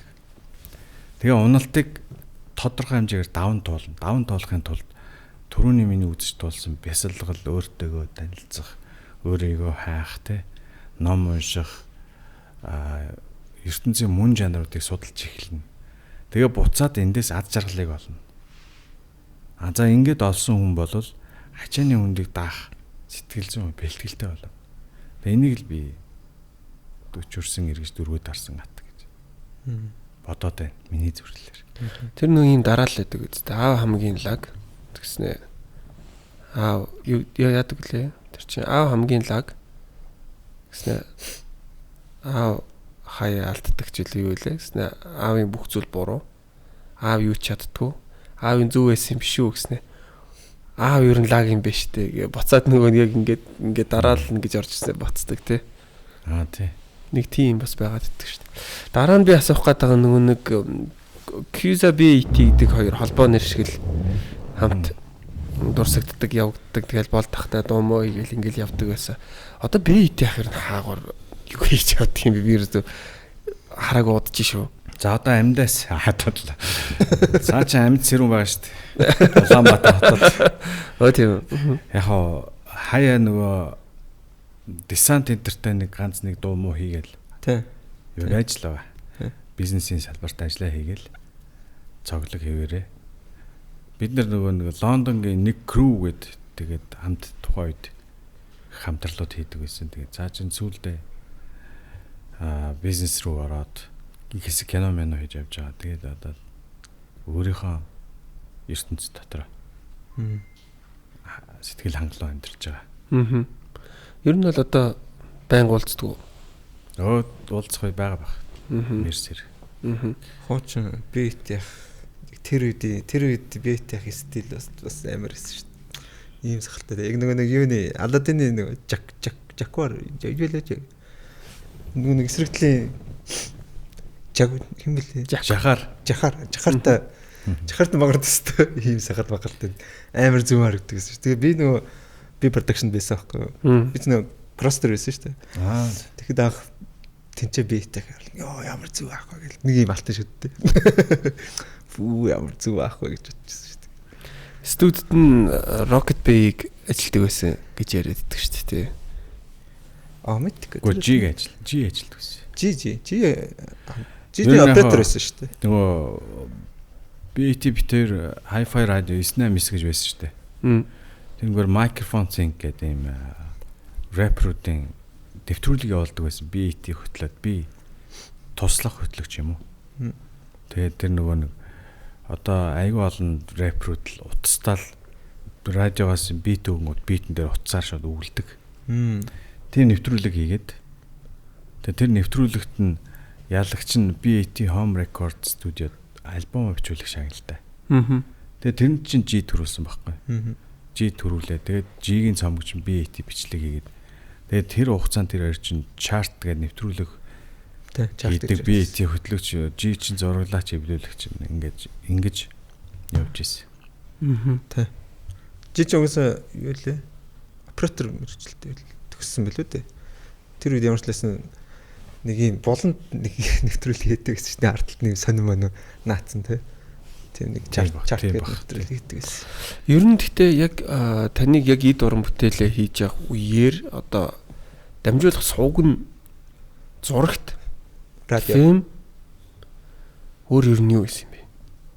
Өөр юм байх. Сошиал YouTube чинь монголчууд бараг хэрэгэлдэг байсан. Тэгэхээр тухайн үеийн одоо ер нь босгон жоохон одоо үеийг бодоход арай жоохон хэцүү байсан гэж би зүг бодоод байдсан шүү дээ. Миний хувьд эсрэгээр юу? Тий. Чи сошиалыг ер нь далаа гэд бодож байгаа. Тэр үед далаагүй байсан. Тий. Ганцхан горих урсдаг байсан. FM гэд ТV-гийн хөгжмийн нэвтрүүлэг. Хоёрхан горих урсч. Тэр горихын дуугаа өгвөл сайн дуу бол тэгэл хүн сонсчдаг. Бүгд сонсдог гэсэн. Одоо ингээд том далаа, контентын далаа. Тэр дунд дуу гэдэг чинь бол нэг жижигхэн заагас болчиход байгаа.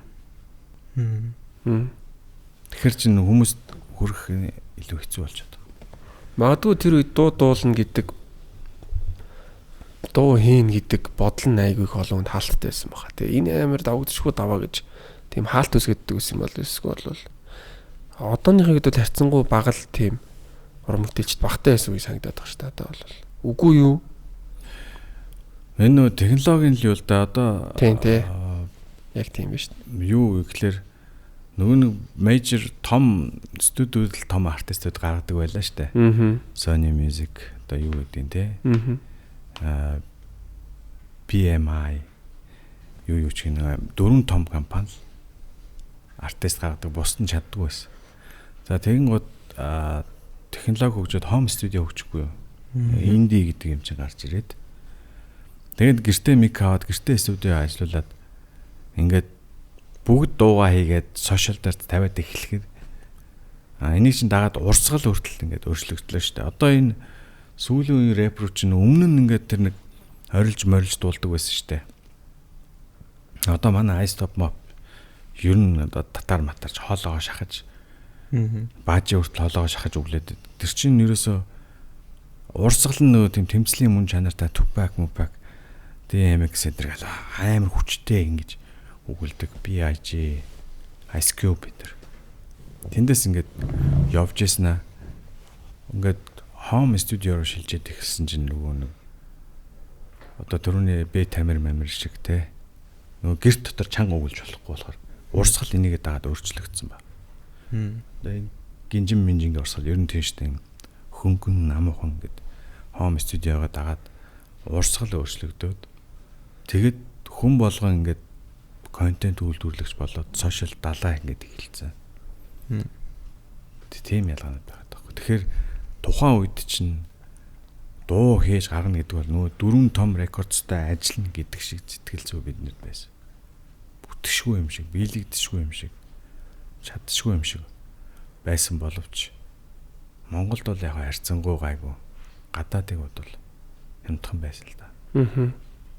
Харин яг тэр утгаараа хэцүү болгоодсэн юм шүү тий. Тэр нөгөө нэг төсөөлөл нь тий. Тэр төсөөлөл нь амар хэцүү.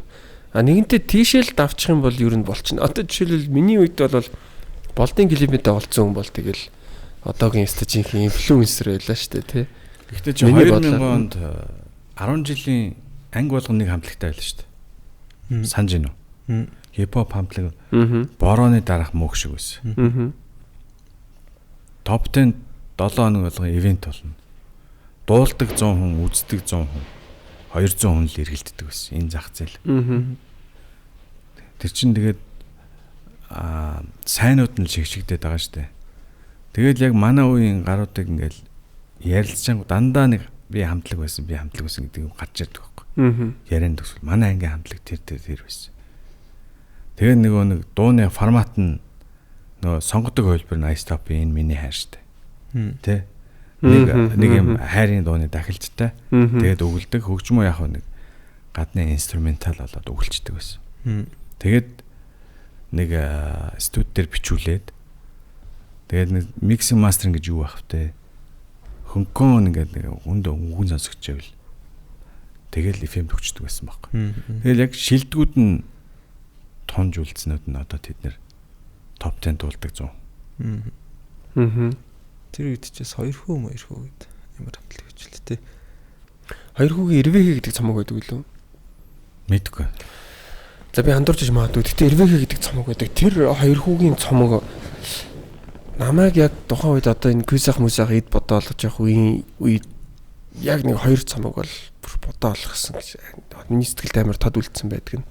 Нэг нь 2 хүүгийн Ирвэхэ гэдэг цомог байж магадгүй шүү. Би нэрийг алдчих магадгүй. 2 хүүгийн цомог нөгөөт нь Эсен дайн 100% гэдэг цомогийн баг бүх дуу амар хит болж ирсэн нэг амар сайн сандын. Эсен дай гэдэг хамтлагийг бас би бас Эсен дай ингээд амар шинэ урсгал оруулж ирсэн гэж боддоо шүү дээ. Тэгээ ингээд би анх бодохдоо энэ хоёр хүн Ice Top-оос гарч ирсэн мөртлөө ийм амар гоё юм сонсголонтой дуу яаж хийж чадаад нэ гэж байх. Бас бодож ирсэн. Тэгж бодож ирсэн үү? Стил имижний хувьд шалгамж гарч ирсэн. Одоо манлаа ах энэ чинь Ice Top-ийн хүн гимээргүй гарч ирсэн шүү дээ. Би тэгэл анхаарал тэр над нэг юм exhibit-ний битийг ингэж ойролцоо vibe май бүгч мөгөл надад тийг санагдчихсэн. Тэр нөгөө нэг тэр хоёрын нөгөө нэг анх дууч нөгөө нэг 9 дээр яваад байдаг дууч билээ. Намайг сэргээсээр. Тэр клипийг үзэл пүү өстө next level болж идэг бодчихсон шүү дээ. Миний бодлоор тэр melodic hip hop гэж нэг аялуутай юм шиг. Тэрний л анхны хөлбөрөд явж исэн юм болоо. Хүмүүс тийм учраас дуртай те. Эдгээр нэг дуулж байгаа юм шиг үлдэг байсан шүү дээ. Сэтгэлэнээ тэр чинь нөгөө нэг ийм аялгуу яваад тахгүй melodic hip hop гэдэг. Одоо тухайн үедээ бол одоогийн тэр melodic hip hop-ын суурин ч юм уу. Тийм байсан болохоор хүмүүс нөгөө 2000 оны нөгөө нэг орилдог байсныг бодвол шинэ урсгал санагдаад. Подкаст руу та бүхэндээ үргэлжлэн хүрж байна. Подкаст руу хамтрагчаар 2025 оны шилдэг барилга, за премиум болор резорт тэрэлж бид бүхэнтэй хамтран ажиллаж байна. Горих тэрэлжийн үзэгслэн бүрэлдсэн за байгалийн өвөрмөц тогтоц бүхий Архушийн аманд байрлалтай премиум болор резорт нь орчин үеийн зочид буудал рестораны хэв маягийг Монголын уламжлалт ахуй соёлтой уялдуулан зохицлоосон аялал жуулчлалын томоохон төв билээ. Тэгэхээр премиум болор резортын үйлчилгээ. За үндсэн зохицолбор нь өндөр зэрэглэл стандартын дагуу тохижуулсан 5 ангиллалын 117 өрөөтэй Монголын үндэсний хэм маяг орчин үеийн стандартыг хослуулсан хүннүү загварын 60 цомцог гэртэй. За бүх гэрүүд нь халуун хүт уустай дотроо ариун цэврийн өрөө аман дүвштэй. Монгол, Европ задгаа террас, клуб хаус, 2 давхар family house 9 ширхэг, Lux house 6 ширхэг. Хятад зоогийн шилдэг сүлжээ ресторан Юлоны 5 дахь салбар. За 300 хүний багт амжтай боолрум хүлээн авалтын зал. 50-аас 300 хүртэлх хүн хүлээн авах хүчин чадалтай хурлын 7 танхим, 4 замтай спортын усан бассейн барьлаж байгаа. Премиум филинг. Налах дүүргийн 6 дугаар хороонд горих тэрэлжийн байгалийн зохицолбор газар Архушийн аманд барьлаж байна. Тэгэхээр подкаст румын хамтрагчаар 2025 оны шилдэг барилга премиум болор резорт тэрэлж хамтран ажиллаж байна. Тэгээ контент гэснээс нэр G бас нэг сүүлд нэг юун дээр ч ярьж илээ. Одоо хүмүүс дууг сонсох биш үздэг болцсон гэд ярьж ирсэн. Би бас тэрийг амар сайн санчлаа. Хүмүүс нэг дууг заавал клиптэй клипэн тийм нэг гоё байж дуу бас хүрдэг болчиход байна гэд нэг тийм үнцэг ярьж ирсэн. Одоо хүмүүс дууг сонсохоос илүү бас давхар амар үздэг болчихсон гэдэг. Тэр нь одоо бас нэг контент одоо үйлдвэрлэж байгаатай ч бас холбоотой юм уу та. Би яг найхан дээр чиний бодлоо хэлчихв. Би тэгэд энэнгээр нэг та нарыг таалагдахгүй байгаа дээ гэж хэлэх гээд байгаа юм бас биш шүү зэ. Одоо та нарын сүүлийн үеийн дуунууд бол ингээд клипнүүд нь бүр үнэхээр кино шиг болж шүү дээ. Кино шиг байна, лаг байна. Тэгээ нэг дууга дараад байгаа юм санагдаад байгаа надад. Хэдэн дуунуудыг нь хооронд нь хойлоод аль нь ямар ч дуу яваад байгаа юм. Клип нь үнэхээр лаг л да. Тэгээд нөө нэг юм мэдгүй хит клипэндээ анхаарахаар дуун дарагдаад байгаа юм шиг санагдаад нэг дуун амар хайрын санагдаад байгаа гэх юм. Би та нарыг тийм муу биш гэдгийг мэднэ л дээ. Ер нь бол цаач бас лирикл талмалтаа бас дайчгүй гэж боддог. Гэхдээ тэр нь жоо хитрээд байгаа юм болов уу гэж надад зүгээр санагдаад байгаа шүү дээ. Мэдгүй би одоо тэрийг нэгсэн бодож үзэх юм. Ямар ч л надад клип нь бол амар дүүн давхад хийцүү. Тийм тий. Яг тэгэхээр тэр клип байхгүй бол тэр дуу бас байхгүй шүү дээ. Тэгээ чамд одоо гоё санагдж байгаа юм чинь клип байхад байна. Тэгэхээр дуу хайр юм биш. Тэр дуу байхгүй ч байж магадгүй. Би бол дандаа аудио цацж байгаа. Би клип хийж чадахгүй байгаа да. Тэгэхдээ биний зорилго аудиогоо сонсуулах гэж байгаа. Видео бол дууга хүргэх гэсэн маркетинг шүү дээ. Visual art-аар тий. Тэгэхдээ гоё видео хийгээд богино зайд бол айгүй амжилттай хурдалж болно. Үнэн дээр тогтсон 2 жил.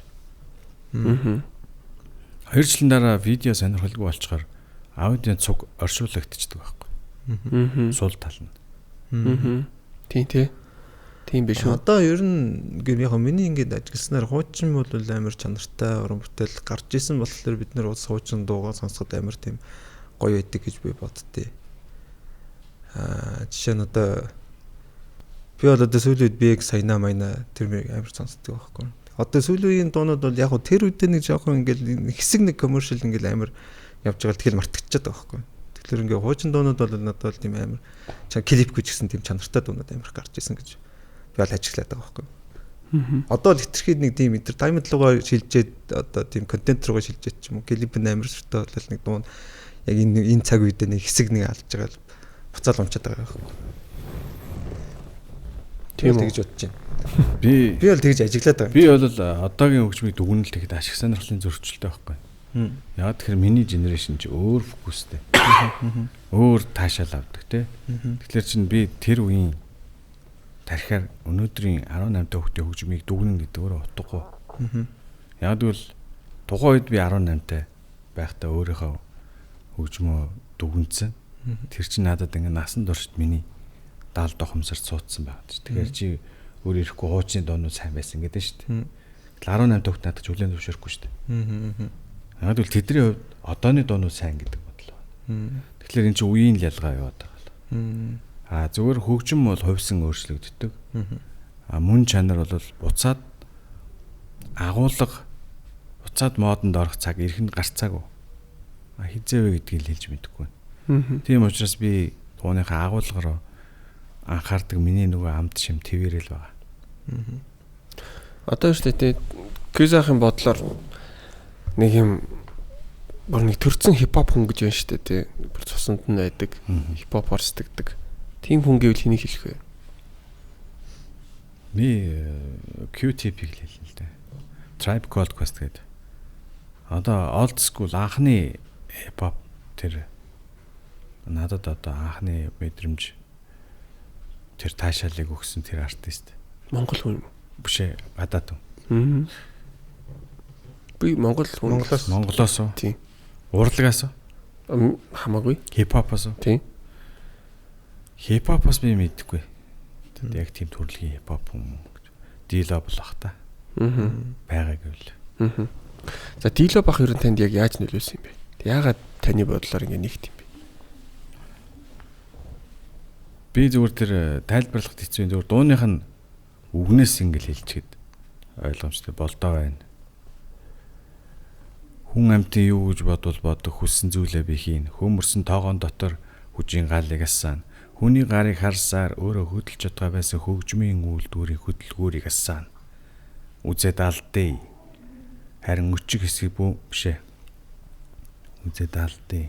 Харин үнэлэх хэсгийг бүү мэд өчиг би өрлөг жанжингуудад өнчин хүү мэд үзэг цаас нэлж үзэл бодлоо буулгая. Үндсэн хуулийн заасан эрхүүд үнэн эсхийг шаардлагая.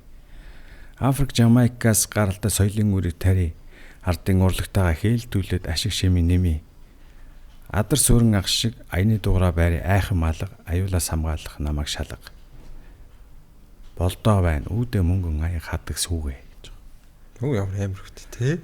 Тэгэхээр чи энэ үгийн урлаг болж байгаа. Миний хувьд. Одоогийн шинэ үеийнхэнд бол флоуын урлаг байгаа таахгүй. Гэтэ флоу урсаж болно. Гоё урсгал зөндөө байна. Гэхдээ яг энэ үг гэдэг юм хайччвал гэдэг асуулт төрөд байгаа юм л да.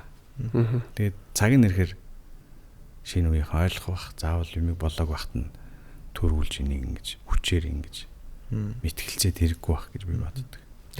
Яг би сүүл гарч ирж байгаа бас яг нэг өгнийхээ утганд, дууныхаа агуулганд хамгийн их анхаарч байгаа шинэ залуу артистууд бол байхгүй гэж хэлвэл бас өрөөсгөл болчиход. Тэгээ бас флоус гадна бас үнэхээр яг тийшээгээ чиглэж байгаа хүмүүс байна. Баа. За миний хувьд жишээлбэл би мөвжийг бол бас тэгж боддог. За тэгээд тамир бол бас нэлээд лирикл талдаа. Яг ингээд зарим дурддахгүй үлдэж байгаа хүмүүс байгаа хаа. Таны бодлоор жишээлбэл яг шинэ артистуудаас яг дууныхаа утга лирикэнд хамгийн анхаарч байгаа гэвэл одоо хэнийг нэрлэх вэ? Би яг үнэ хэлэхэд би яг энэ дэрэг дүгнэхэд хөвгчтэй байгаа.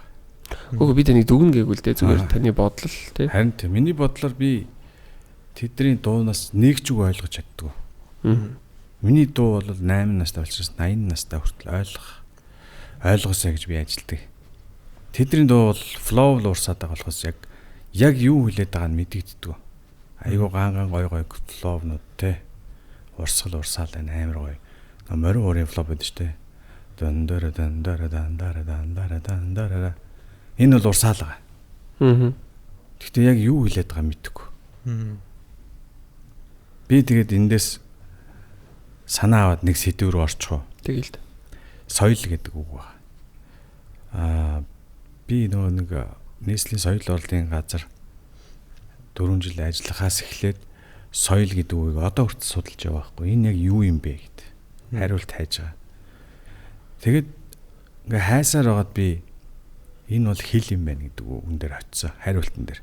Явсаар байгаад миний ирлийн үзүр хэлэн дээр бос.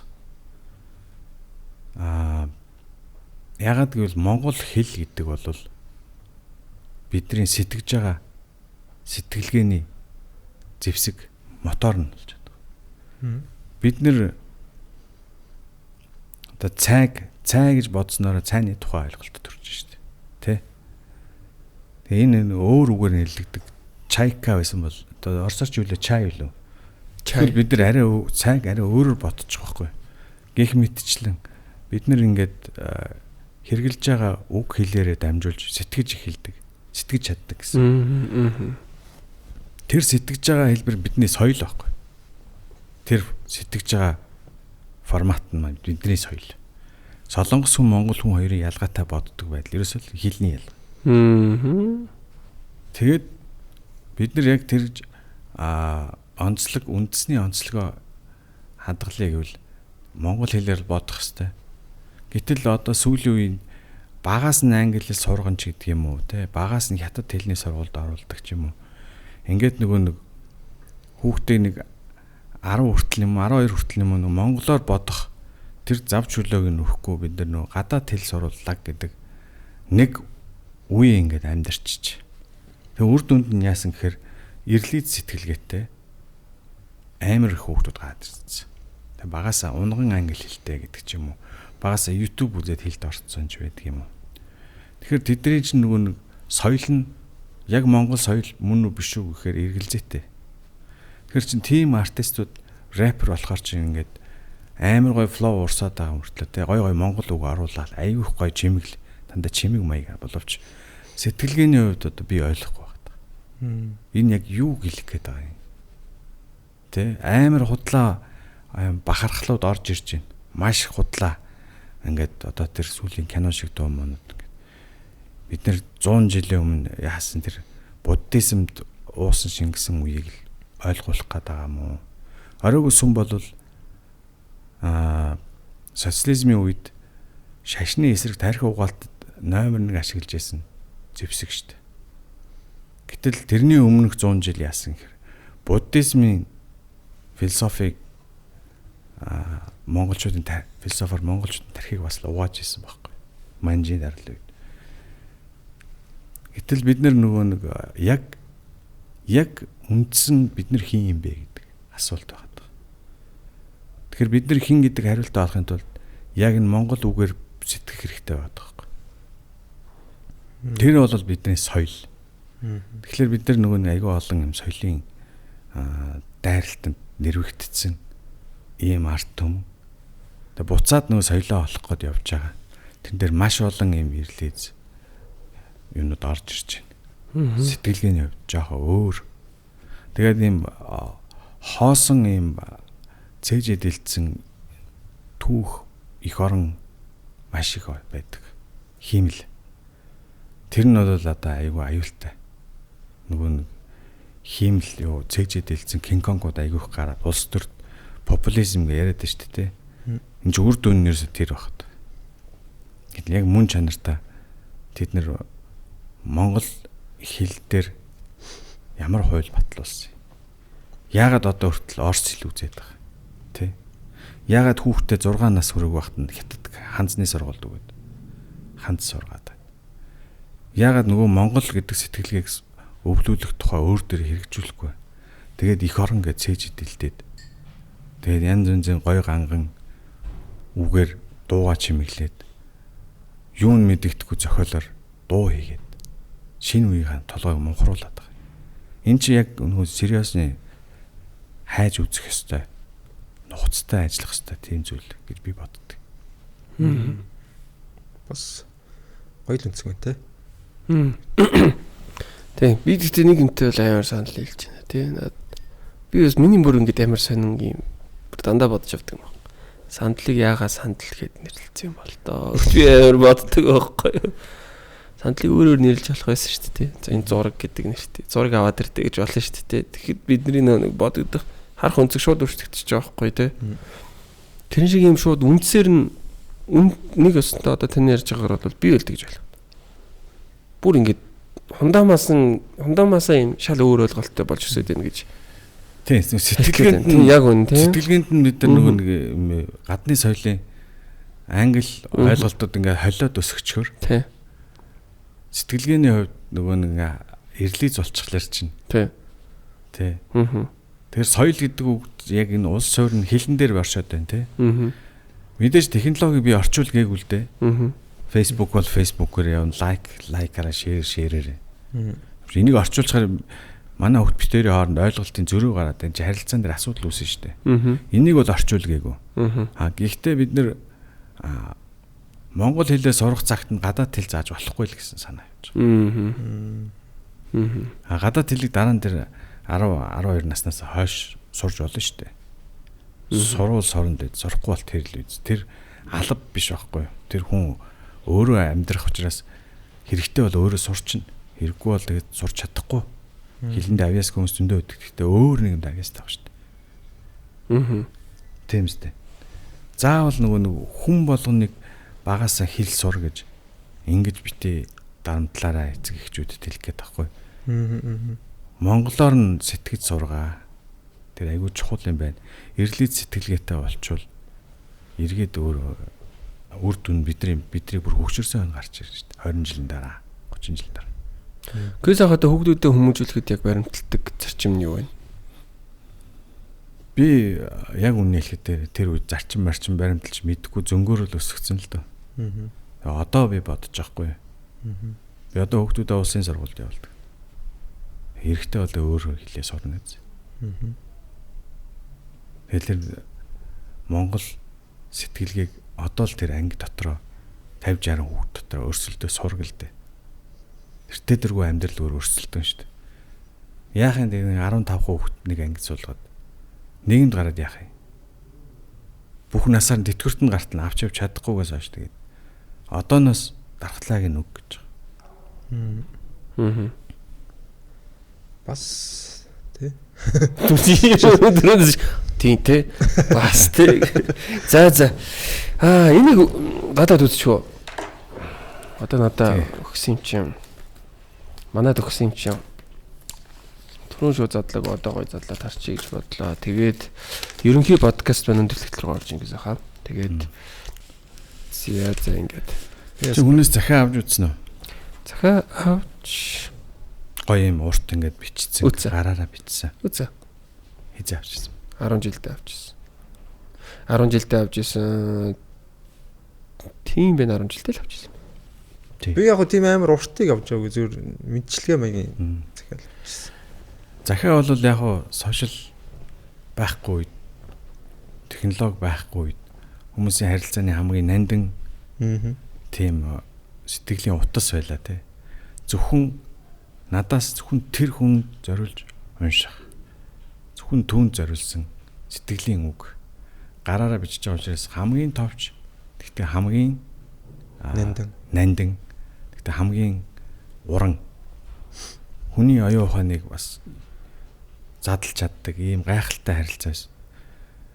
Пянзны юу гэвэл адилхан зүйл нь яг энэ шиг нандин соёл. Пянзыг бол зөвхөн хөгжим сонсох гэж цаг гаргаад тэр цагтаа сонсдог. Сонсож байгаа дундуур нуцаа оролдох. Зөвхөн тэр пянзыг сонсохын тулд хөгжмөө тавьдаг. Дээрээс нь пянзны дууралтын тэр чанар байна. За энэ дууралтын чанарыг хүмүүс нарийн ширийн ялгааг бол жирийн хүмүүс мэдэхгүй л дээ. Гэхдээ цаг гаргаад зөвхөн тэр дууг сонсоход зориулсан цаг чиний сэтгэлд ямар утсыг чи яаж хөндөх вэ гэдэг бол гайхалтай гоё мэдрэмж болохоор тэгж сонсоорой гэж хүсэж байна. Nice. Би өөрсдөө бодож байгаагүй юм байна. Нэрэтэ тий? Би бас Пянзерөөсөө сонсоогүй. Тийш тийм чи хамгийн гол нь ядчил зүгээр ингээд юугаар бодоход л тий зүгээр хар ухаанаар бодоход л эн чин YouTube-ийн плейлист чинь ингээл яваал ахгүй шүү дээ. Бид нар гараараа яг ингээд тавин за энэ хэсэг дээр ингээд тий яваад дуусчихна чи тий. Тийм учиртай. За энийг үзгөө. Тэгээ энэ Capital Band-ийн энэ пянзан дээр хатан зүрх гэд уулзтад зориулсан дуу байгаа. Цацагтаагүй дуу. Тийм үү. Цацагтаагүй юм уу тий? Яг нь YouTube дээр бол байгаа л да. Гэхдээ хүмүүс хэр орыг мэдэхгүй ер нь тэгж маркетинг хийгээгүй. Тийм. Энэ эргчлөө пянзан дээр бол бас хүмүүсийн мэдэхгүй дандаа тийм дуунууд орсон. Энэ нэгдэхгүй мэн тий. Ер нь одоо манайхан ингээд пянзыг яадаг вэ гэхэлэр ингээд одоо жишээлбэл 20 жил сонссон дуугаа MP3 байна шүү дээ интернет дээр. Яг тэрийгэл пянзан дээр тавиад хэвлждэг. Би бол жоохон эсрэгээр бодсон. Тэр интернетэд байхгүй хүмүүс мэдэхгүй цоо шин бүтээгдэхүүнүүд пянзан дээр орсон. Жишээлбэл Capital Band-ийн Шаргын говийн ялаа бол өөр хөлбөр тий. Энэ бол Бадмаа гэд манай хамтлагийн эмэгтэй дуусан хөлбөр. За. Нөгөө анхны хөлбөр дээр Лили гэж байдаг. Тэр манай хамтлагаас гарсан учраас одоо өөр хувилбар гэх мэтлэн 10 дуу аруула пянзны хувилбар. Зөвхөн пянзан зориулж гаргасан. Тусад нь бичсэн байна тий. Одоо энэний эрхчлөө цомог бол бас тийм олон нийтэд мэдэхгүй дуунууд байгаа гэсэн. Окей. За тэгээд урлагийн маань үйл авч хүрэлцсэн ирсэн гүз ахтаа маш их баярлаа. Тэгээд ярилцах сайхан байлаа. Асууя гэсэн зүйлүүдээ асуулаа. Тэгээд танд өөр бид хоёрын асуугаагүй хэлхийг хүссэн зүйл бий юу? Танай подкаст үзэгч сайтай юм билэ. Монголчуудыгаа соён гээрүүлэхэд маш том хувь нэмэр оруулж байгаа шүү гэдгийг таарт хэлье. Баярлалаа. Тэгээд дараагийн бидний уулзалт оргил дээр ах болно гэж бодлоо. За маш их баярлалаа. За тэгээд энэ удаагийн подкаст руу мэдхөр өндөрлөж байна. Powered by Airplane аялын хөгжиж гэдэг үрээт явдаг байгаа. Тэгээд энэ удаагийн подкаст маань Mr. Guizach маань хүрэлцэн ирсэн байлаа. Тэгээд эх дугаараар эргээд уулзцай бид бүхнийг байнга дэмжиж ажилладаг Simple Zelle application Subroco чарна бүтээгдэхүүн премиум болор резорт гэж бид бүхэндээ энэ удаад хамтран ажиллалаа. Эх дугаараар эргээд уулзцай. Баяртай. Bye. Powered by Airplane. Аялын хөгжиж. Подкаст румын хамтрагчаар Subroco премиум болор резорт тэрэлж Simple Zelle application